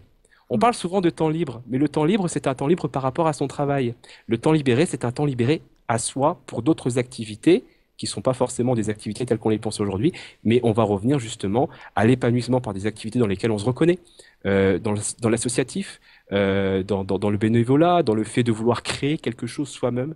On peut enfin conquérir ce temps libéré. Notre cadre de tout à l'heure, qui a beaucoup d'argent mais qui n'a aucun temps libéré, c'est un esclave qui va transformer d'autres personnes en esclaves aussi en le mettant à son service. Voilà. Mais de toute façon, il fera pas grand-chose de son argent, dans le sens où la norme dit tu vas être plus heureux. Il n'a pas le temps d'être plus heureux. Par contre, là, on revient Au moment du débat sur les 35 heures, c'était ça qui était mis en avant et ça a bien fonctionné. C'est quand les gens récupèrent de leur temps, eh bien ils sont pas inactifs, ils restent pas dans leur lit. Justement, ils bougent et beaucoup et de fait, ils créent des emplois. Par leur activité, non pas directement, mais indirectement. Et qui sont bien plus intéressants que d'aller faire le ménage. Parce que ça m'étonnerait que les techniciens de surface, il y en a peut-être dans certains cadres, mais qui sont peut-être pas le cadre qui est clairement défini dans ce champ d'application. Mais je pense pas qu'il y en ait qui soient tellement heureux dans leur boulot. Et puis ça permettrait de développer d'autres secteurs comme la culture, etc. Voilà. Avec des personnes qui seraient beaucoup plus impliquées d'un point de vue citoyen dans la vie du pays, dans la culture, dans tout ça. Ça pourrait être génial. Et puis ce rationalisme économique, en plus, il y a typiquement des secteurs où il ne devrait même pas être appliqué aujourd'hui. C'est-à-dire qu'il y a des secteurs comme l'éducation ou la santé. Voilà, absolument. Pourquoi chercher une logique de rentabilité ? C'est totalement absurde. Et à un moment donné, c'est des secteurs qui ne devraient pas être soumis à ça. Les hôpitaux, c'est dramatique. Oui.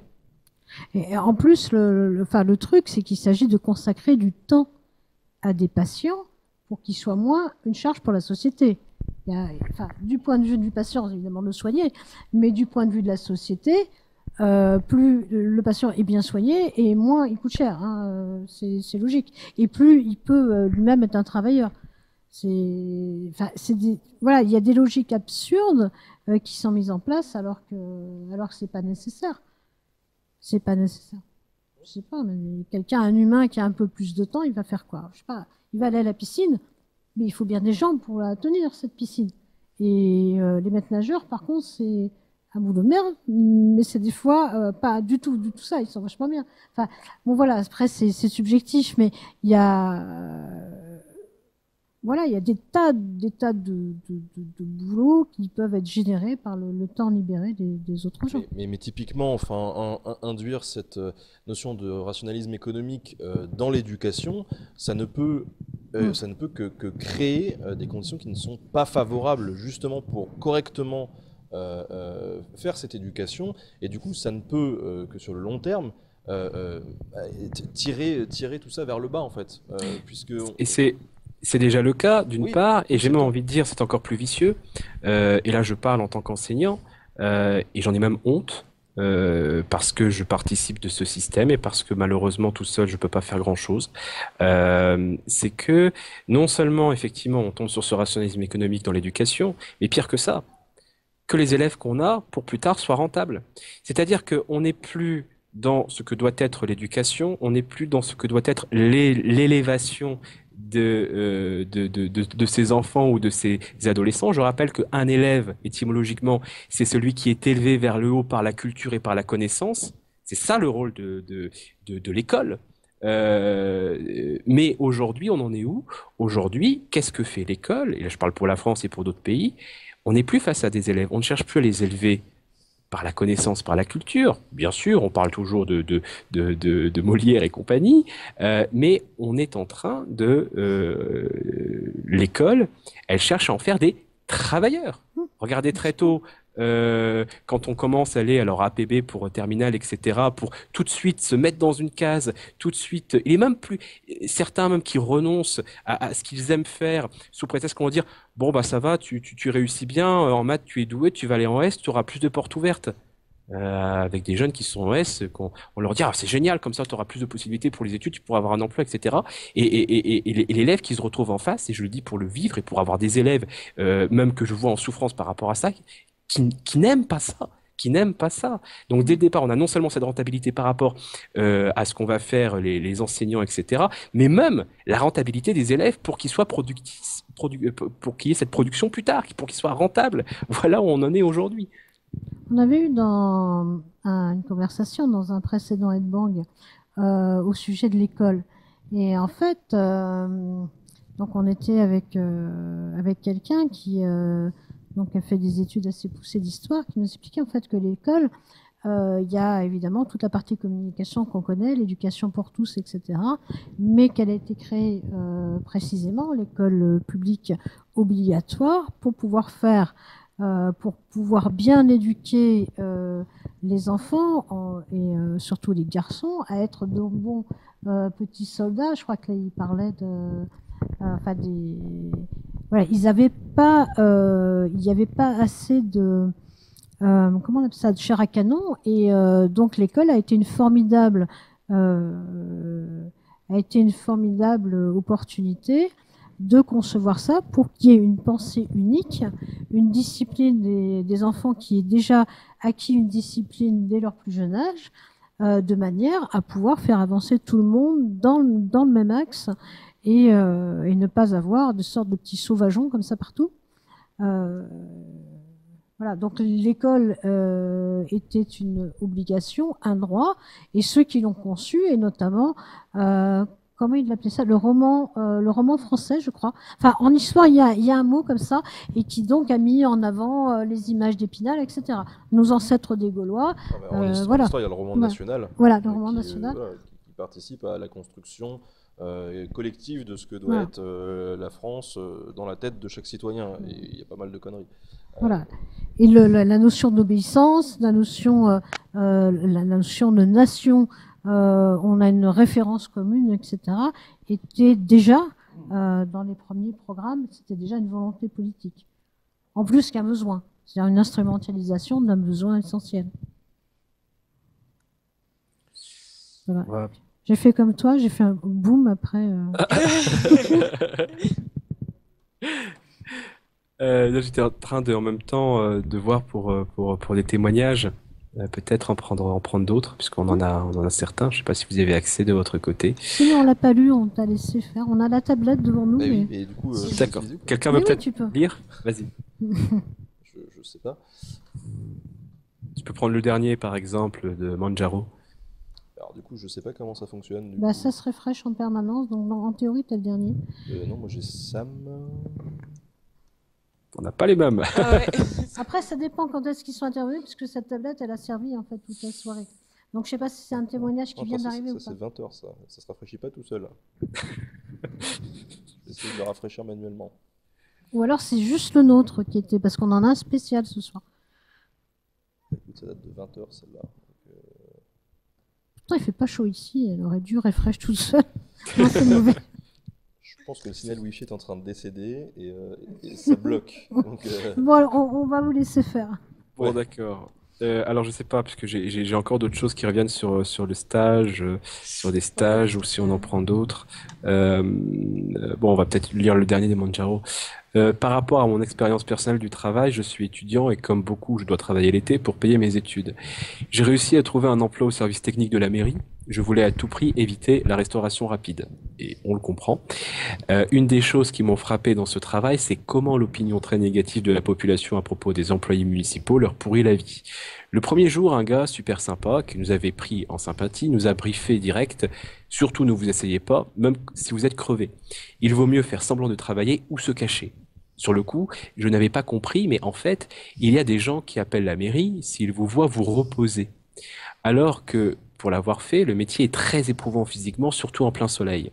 Mais bon, ils vivent sur nos impôts, ces feignants d'employés municipaux, payés à rien foutre. Un jour, on nous envoie sur un rond-point. Là, tous les gars expérimentés commencent à se plaindre que c'est la pire tâche possible. Quand je commence à travailler, pourtant, je m'aperçois que c'est vraiment facile comme tâche, juste à débroussailler des herbes à la main, surtout par rapport au reste des corvées. Et puis tout d'un coup, on se fait klaxonner. Je n'ai pas tardé à comprendre que si personne ne veut faire les ronds-points, c'est qu'ils sont une humiliation permanente par les automobilistes, allant jusqu'à les insultes sur le physique, bien que je ne l'ai pas vécu personnellement. Évidemment, l'immense majorité n'est pas mal intentionnée, au point d'humilier les employés, mais sur le nombre de voitures qui passent, ça arrive quand même assez souvent. Quand on se cache le visage et on se dépêche de finir, j'aurai encore beaucoup de choses à dire, mais ça va être beaucoup trop long, donc qui nous remercie pour les témoignages.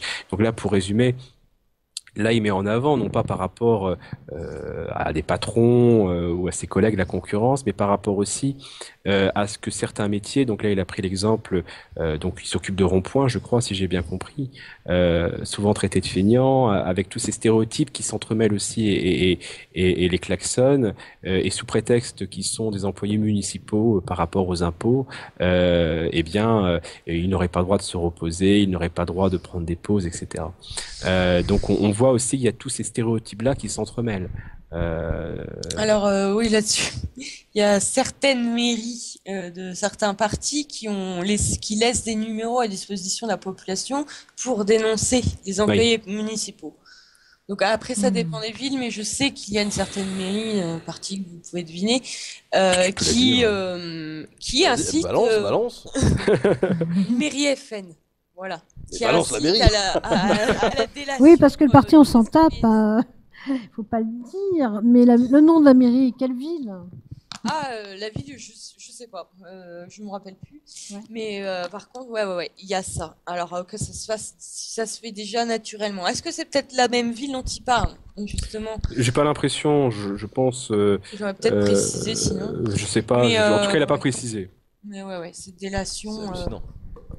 Ouais, C'est quand même grave. assez... C'est grave. Après, là, il y a un truc qui est un peu symptomatique aussi, c'est-à-dire que il y a un espèce de clivage clair, précis dans la population entre la fonction publique et le privé aussi. J'ai l'impression. Et ça, je pense qu'il y a beaucoup de gens en fait qui sont frustrés, qui se disent ouais, la fonction publique, ils ont plus de droits, ils ont plus si eux, c'est respecté, alors que nous dans le privé, on est beaucoup plus précaire, etc. Et du coup, il y a une forme de jalousie, je pense, qui se fait parce qu'on idéalise beaucoup la fonction de fonctionnaire. Et on se dit, waouh, qu'est-ce que ça doit être cool d'avoir cette sécurité, voilà, ce truc avec des horaires qui est respecté, etc. Et je pense que à force d'idéaliser en fait ces postes-là, effectivement, il y a une très grosse frustration, une très grosse jalousie, et ça participe au fractionnement de la société. Et ce qui fait que c'est pervers aussi, parce que finalement, des gens qui auraient des objectifs communs à défendre, eh bien, vont en venir peut-être à se regarder comme ça en champ de faïence en se disant non, mais attends, toi t'es dans le public, arrête de te plaindre, tu vois. Et c'est un peu pas. Du coup, on va culpabiliser aussi certaines personnes qui sont dans le public, alors qu'elles ont tout à fait le droit de se plaindre aussi, tout simplement à cause de ces clichés qui renforcent les clivages. Je trouve que c'est. Moi, j'ai une expérience, enfin un témoignage sur la fonction publique. Donc, avant, il y avait des plaques d'immatriculation spécifiques à la fonction publique.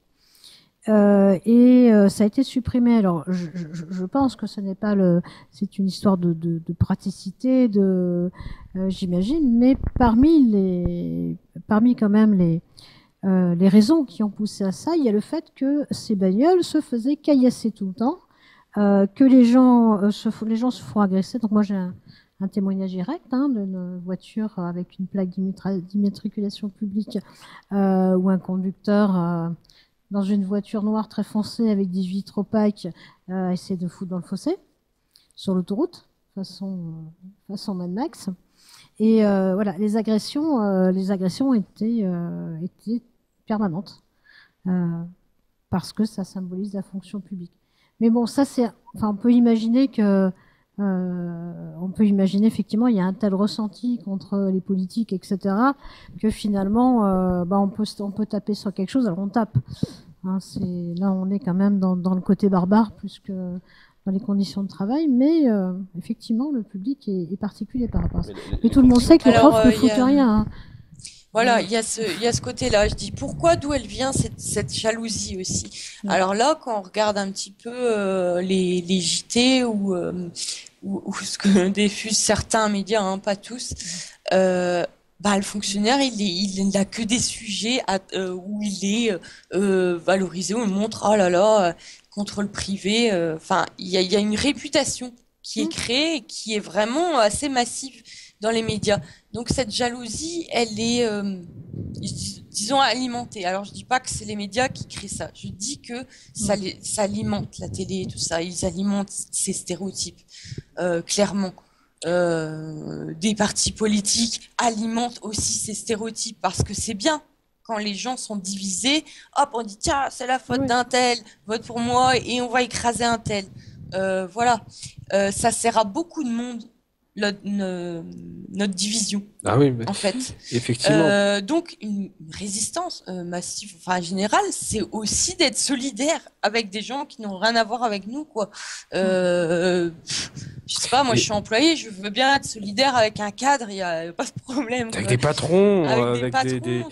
Mais voilà, c'est pour ça aussi, petite parenthèse par rapport à ce qu'on fait, pour expliquer pourquoi on veut pas que ce soit clivant et pourquoi justement par rapport au témoignage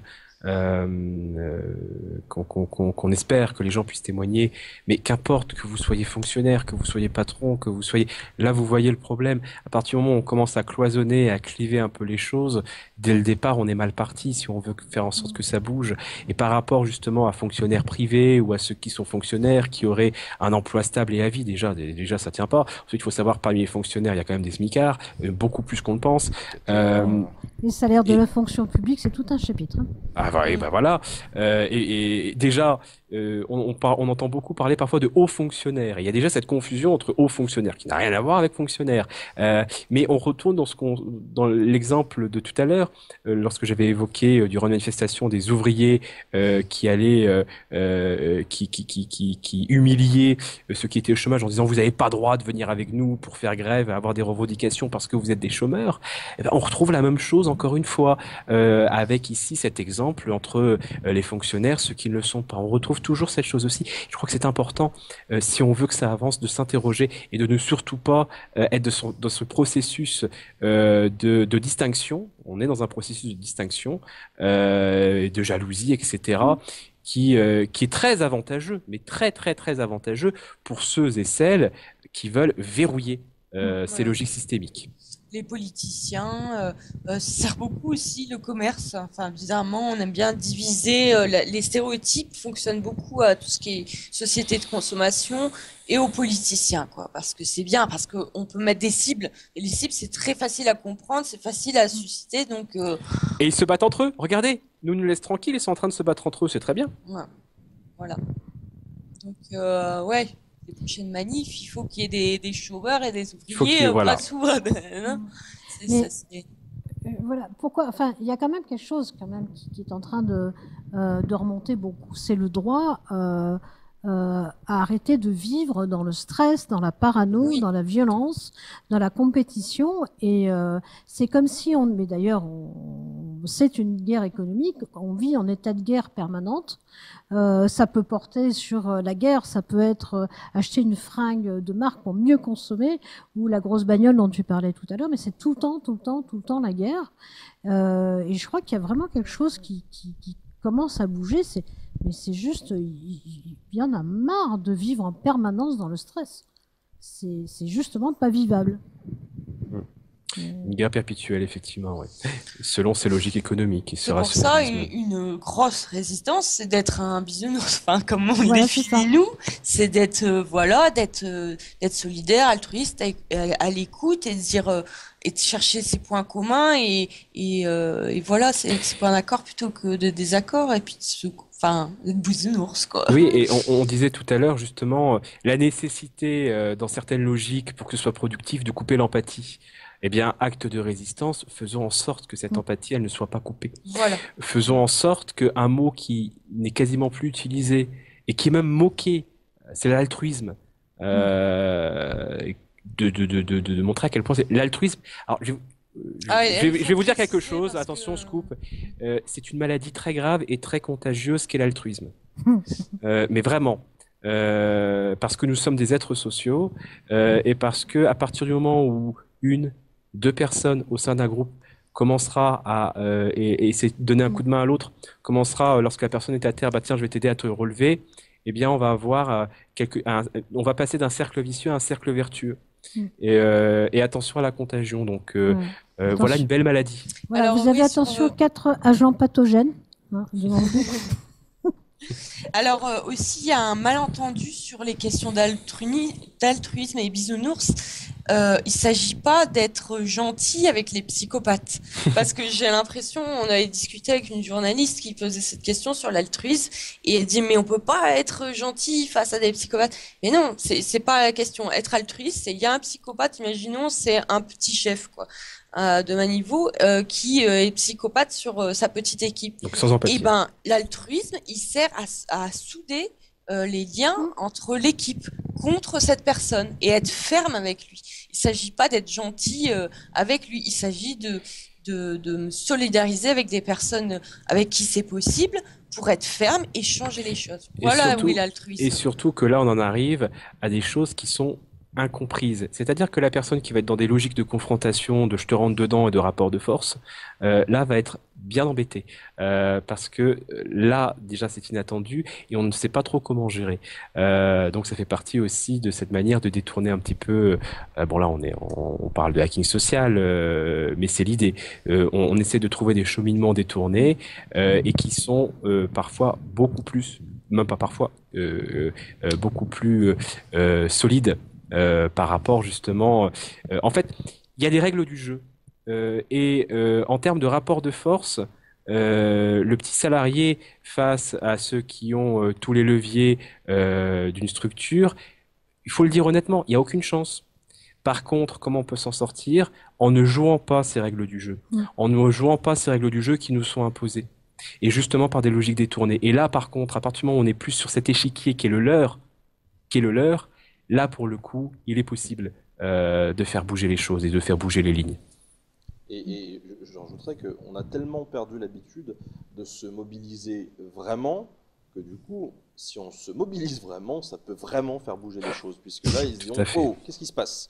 Ça y est, il y a un truc, quoi. Je rappelle qu'il existait, je crois que ça ne doit plus exister maintenant, une journée mondiale contre la consommation où le but du jeu consistait à ne pas faire de courses pendant une journée. C'est un truc dont le commerce avait très peur. Et puis, les gens, ils sont suffisamment bêtes parce que c'est un vrai moyen de faire des choses, se casser la figure et de forcer un petit peu les circuits commerciaux à prendre en compte la population. Les gens sont tellement bêtes qu'ils n'ont pas suivi les autres. Ils sont vraiment bêtes en fait, les gens. Ils sont pas capables de passer une journée sans faire des courses. Voilà. Et ça, moi, ça m'a toujours sidéré que les gens n'arrivent pas à pas faire de courses pendant une journée, alors qu'il y a un moment, c'était extrêmement médiatique. Ou alors c'était peut-être dans mon petit milieu, j'en sais rien, mais on en a énormément. On a perdu cette, on a perdu cette capacité, enfin pas cette capacité, mais on a perdu l'habitude d'entreprendre des actions collectives en se disant à chaque fois, je suis de mon côté, de toute façon, l'autre va le faire, et puis si l'autre le fait, tant mieux, voilà. Et il faut juste se réapproprier tout ça, pouvoir se rassembler pour ces mobilisations-là, et puis pour d'autres mobilisations, y compris pour que les conditions de travail s'améliorent.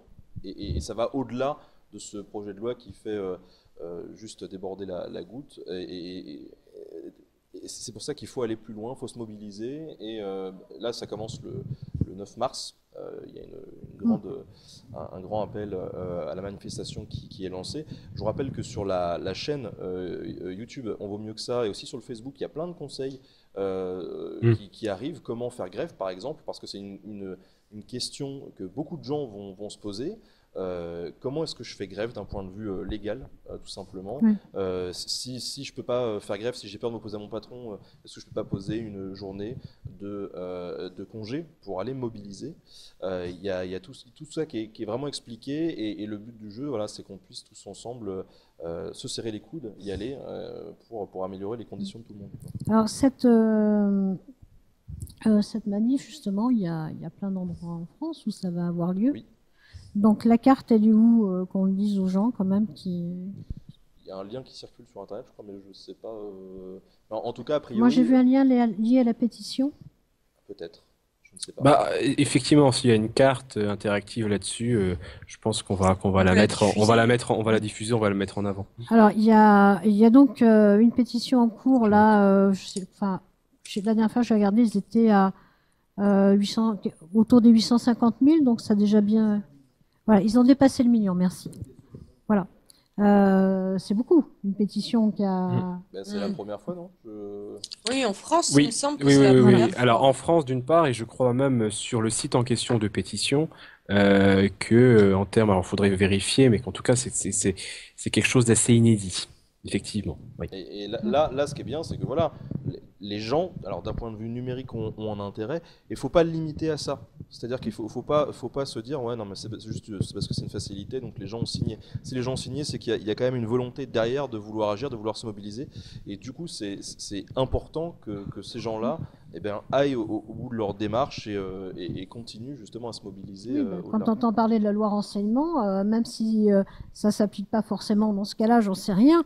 Mais ça faut, quand tu signes, tu sais que tu signes, quoi. Tu sais que tu l'as marqué quelque part, et puis que ça arrive dans les yeux, devant les yeux de peut-être un fonctionnaire qui sera payé pour aller répertorier tous les gens qu'on signé. Ça, c'est vraiment un acte. On peut pas dire qu'un Internet c'est l'anonymat dans ce cas-là. C'est vraiment un vrai acte de pétition. Donc voilà, avec la pétition, il y a donc je vous incite à continuer à aller, je vous invite pardon à continuer à les signer. Et donc je sais qu'ils recensent tous les points de manif. Et est-ce que vous avez prévu un live ou quelque chose comme ça? Je regarde des questions. Oui, alors pour ce qui est prévu, je peux pas donner de date précise. Alors depuis le départ, en fait, on tient à mettre en place des lives, un peu comme on a fait en ce moment. C'est-à-dire de permettre aux gens de nous envoyer, alors soit de faire remonter des témoignages qu'on a eus sur Facebook, sur par mail ou par d'autres moyens, par d'autres dispositifs. Aussi, tout simplement avec les gens qui sont sur le chat, pouvoir être interactif avec eux, essayer de leur répondre à des questions. Ça peut être des questions techniques entre guillemets, ça peut être des questions liées, comme tu l'as évoqué Ben, comment faire pour témoigner, l'anonymat, etc. Ça peut être des témoignages aussi. On va essayer de mettre en avant, de faire plusieurs lives comme ça, pour mettre en avant des problématiques comme on l'a fait ce soir, parce que ça c'est important aussi, ça fait partie de notre travail. Donc on reçoit les témoignages, on les lit bien sûr, on fait en sorte que ce soit archivé quelque part pour pas que ça se perde dans le flux d'informations. Mais le but est justement, qu'est-ce qu'on en fait après? Eh bien il y aura des lives, il y aura un site qui est actuellement en construction qui va permettre notamment de mettre en avant des témoignages longs, qui va servir de plateforme pour différentes activités, et on est vraiment en train de mettre en place d'autres choses.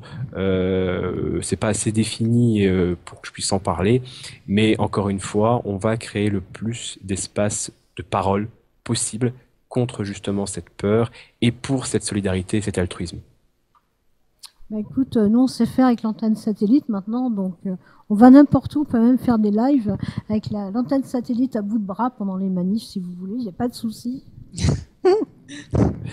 Voilà. Moi je voudrais quand même évoquer quelqu'un, alors c'est vrai qu'il a été beaucoup tourné en ridicule, c'est simplement un monsieur qui s'appelait Gandhi. Je suis pas sûre que tout le monde connaisse forcément cette histoire, où lui a beaucoup parlé de la théorie de la non-violence, de l'action non-violente. Gandhi, il a dit qu'il n'agresserait personne, et de fait, le résultat de son action a été que l'Inde, qui était sous domination coloniale anglaise, ils ont forcé l'Angleterre à quitter l'Inde. Il n'y a pas eu d'action violente. Et les gens, ça a beaucoup été véhiculé par les médias, ont beaucoup dit que la non-violence, c'était de la couardise, c'était de pas savoir. Alors donc, si je te mets une baffe, tu réponds pas. Ça a été énormément véhiculé comme image. En fait, la non-violence, c'est justement l'attitude bisounours. C'est pas parce que on va pas rentrer dans le jeu de la personne violente et qu'on n'a pas envie de se transformer en psychopathe, qu'on n'est pas capable de leur filer un seul coup de pelle, qu'ils vont se mettre tout seuls au bon moment. C'est ce qui est arrivé ce qui est arrivé au Royaume-Uni, en Inde. Voilà, leur réponse a été très violente. Et puis, la pression des gens qui ont dit non, non, non, non, et bam, dehors. Ça leur a coûté très cher. Au final, ils ont perdu l'empire. Et voilà, c'est ça. Les humains n'ont pas besoin de se transformer en psychopathes et être tout le temps dans le stress, dans la violence pour avoir une action super efficace. Il faut être ferme, par contre. Il faut être plus fort, je pense, pour être non violent que pour être violent. Ça demande beaucoup plus d'énergie, la bienveillance, parce que c'est un effort considérable. C'est très facile d'être malveillant. Mais En fait, c'est un relâchement, C'est quoi. un raccourci. Enfin, par exemple, taper partout, il suffit de se lâcher, et puis voilà, quoi. Il n'y a aucun effort. Alors que la bienveillance, être pacifique, c'est des efforts, beaucoup de réflexion, comment le faire, revenir sur ses mots, dire tiens, là, j'ai peut-être mal parlé. Enfin, c'est vraiment un gros travail. Et sur le long terme, c'est beaucoup plus efficace. Oui, il y a un bon coup de pelle qui se mettent tout seul, c'est très bien. C'est ça. Non, mais je rigole, mais souvent, effectivement, c'est pousser celui qui a une action violente dans ses retranchements, dans ce qu'il est, et au final, bon, alors moi je dis coup de pelle parce que c'est plus rigolo, mais on peut dire qu'ils se prennent tout seuls les pieds dans le tapis. Oui, tout à fait. Et ils ont plus de levier, encore une fois, puisque je parlais d'échiquier, le jeu d'échecs qu'ils maîtrisent très bien, ils peuvent plus, ils marchent plus. Ouais, il a validé parce que la stratégie fonctionne pas. Donc, et c'est pour ça qu'il faut rappeler aussi aux gens qui ont envie de se mobiliser, mais qui ont peur peut-être justement de cette violence, que la plupart des mobilisations sont totalement pacifiques, et que si on s'y met tous ensemble, voilà, il n'y a pas de raison. Bien sûr. Tranquillement, et puis voilà, fermement. Et avec humour, très important, avec humour. Venez avec des pelles en mousse. Venez manifester comme des trolls. Faites du trolling. Faites des détournements, de l'artivisme. Ouais, amusez-vous aussi. C'est le moment d'être avec des amis. Et il n'y a pas de raison. On peut dire un message fermement, pacifiquement, et prendre du plaisir à être avec ses amis. C'est tout à fait compatible. Et là, c'est redoutable. Imaginez un petit instant, justement, cette population où très souvent, les jeux stratégiques, politiques, etc., jouent sur l'impatience, en se disant, ça va se désolidariser, ils vont devoir retourner au travail, de toute façon, il va y avoir des tensions qui vont être créées. Alors, imaginez qu'ils se retrouvent à une population qui est en train de s'amuser. Qui fasse la teuf tous les jours. Et qui fasse la teuf tous les jours. En costume là, de vous avez un licorne. excellent exemple. Là, pour le coup, ils vont avoir peur. Mais vraiment, peur. Ah oui, parce que... Qu'est-ce qu'on fait contre le bonheur? Voilà. Là, on est embêté. Ah oui, non, mais je propose, voilà, tout le monde en costume de licorne, de Pikachu, de panda. C'est parti. Oui. Complètement. Faites du cosplay. C'est merveilleux, ça. Et alors, alors, je vois l'heure, mais pour les témoignages, puisqu'on a d'autres témoignages. On va les mettre de côté. Voilà, ils vont être, pour ceux qui ont témoigné, et qui peut-être regrettent qu'on n'ait pas pu évoquer ces témoignages-là, sachez qu'on va les mettre de côté et ils vont justement, quand on disait qu'on faisait en sorte de bien archiver ces témoignages-là pour pouvoir les mettre en avant plus tard, ou en tout cas les mettre à disposition, parce qu'on espère, et je refais le rappel d'ailleurs à des universitaires, on espère que ça peut aussi contribuer justement à toutes ces questions-là, ces problématiques des sociologues, des psychologues, enfin bref, donc tout cela va être gardé, ne vous en faites pas. Ça fait partie, ça rejoint donc ce projet qui est le nôtre, donc on veut mieux que ça. Voilà. Il n'y a plus qu'à se faire plein de bisous, je crois. C'est le moment d'aller, voilà. Ok, nous on va refermer les portes du château de Chemery. Je ne sais pas quel est le statut de travail des gens qui tiennent ce château, mais on a vu là aussi qu'on fait bien exploser l'image du châtelain plein aux as. Il y en a, mais la France est pleine de châteaux et avec beaucoup de gens qui vivent quelquefois très... c'est pas pauvrement qu'on dit, mais qui très modestement, merci, qui vivent très modestement et qui sont vraiment au service d'une histoire qu'ils savent bien plus importante qu'eux, qui sont juste insignifiants. Et là aussi, c'est des gens qui travaillent sans relâche à quelque chose et avec quelque chose de, justement, la noblesse, c'est plutôt celle-là. Donc voilà, on va faire refermer les portes du château de Chemery, encore une fois avec notre débat. La prochaine fois, ça aura lieu dans un autre château, et là on pourra tous se retrouver, et vous pourrez tous venir. Ça se passera du 3 au 5 juin au château de Celles-sur-Cher. Et donc vous retrouverez tous les protagonistes bisounours et plein d'autres en pleine action. Et on sera très nombreux. On sera aux alentours de 10 000 personnes. Et donc si vous voulez nous rejoindre, là aussi il y a un code pour entrer. La bisounourserie est de rigueur chez nous. Ça va être trop bien. Voilà.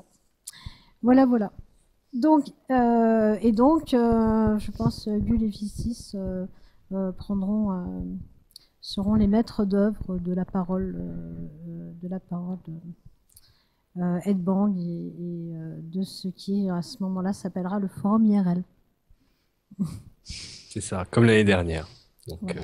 Comme l'année dernière. Et puis d'ici là, donc, suivez la page On vaut mieux que ça, le site.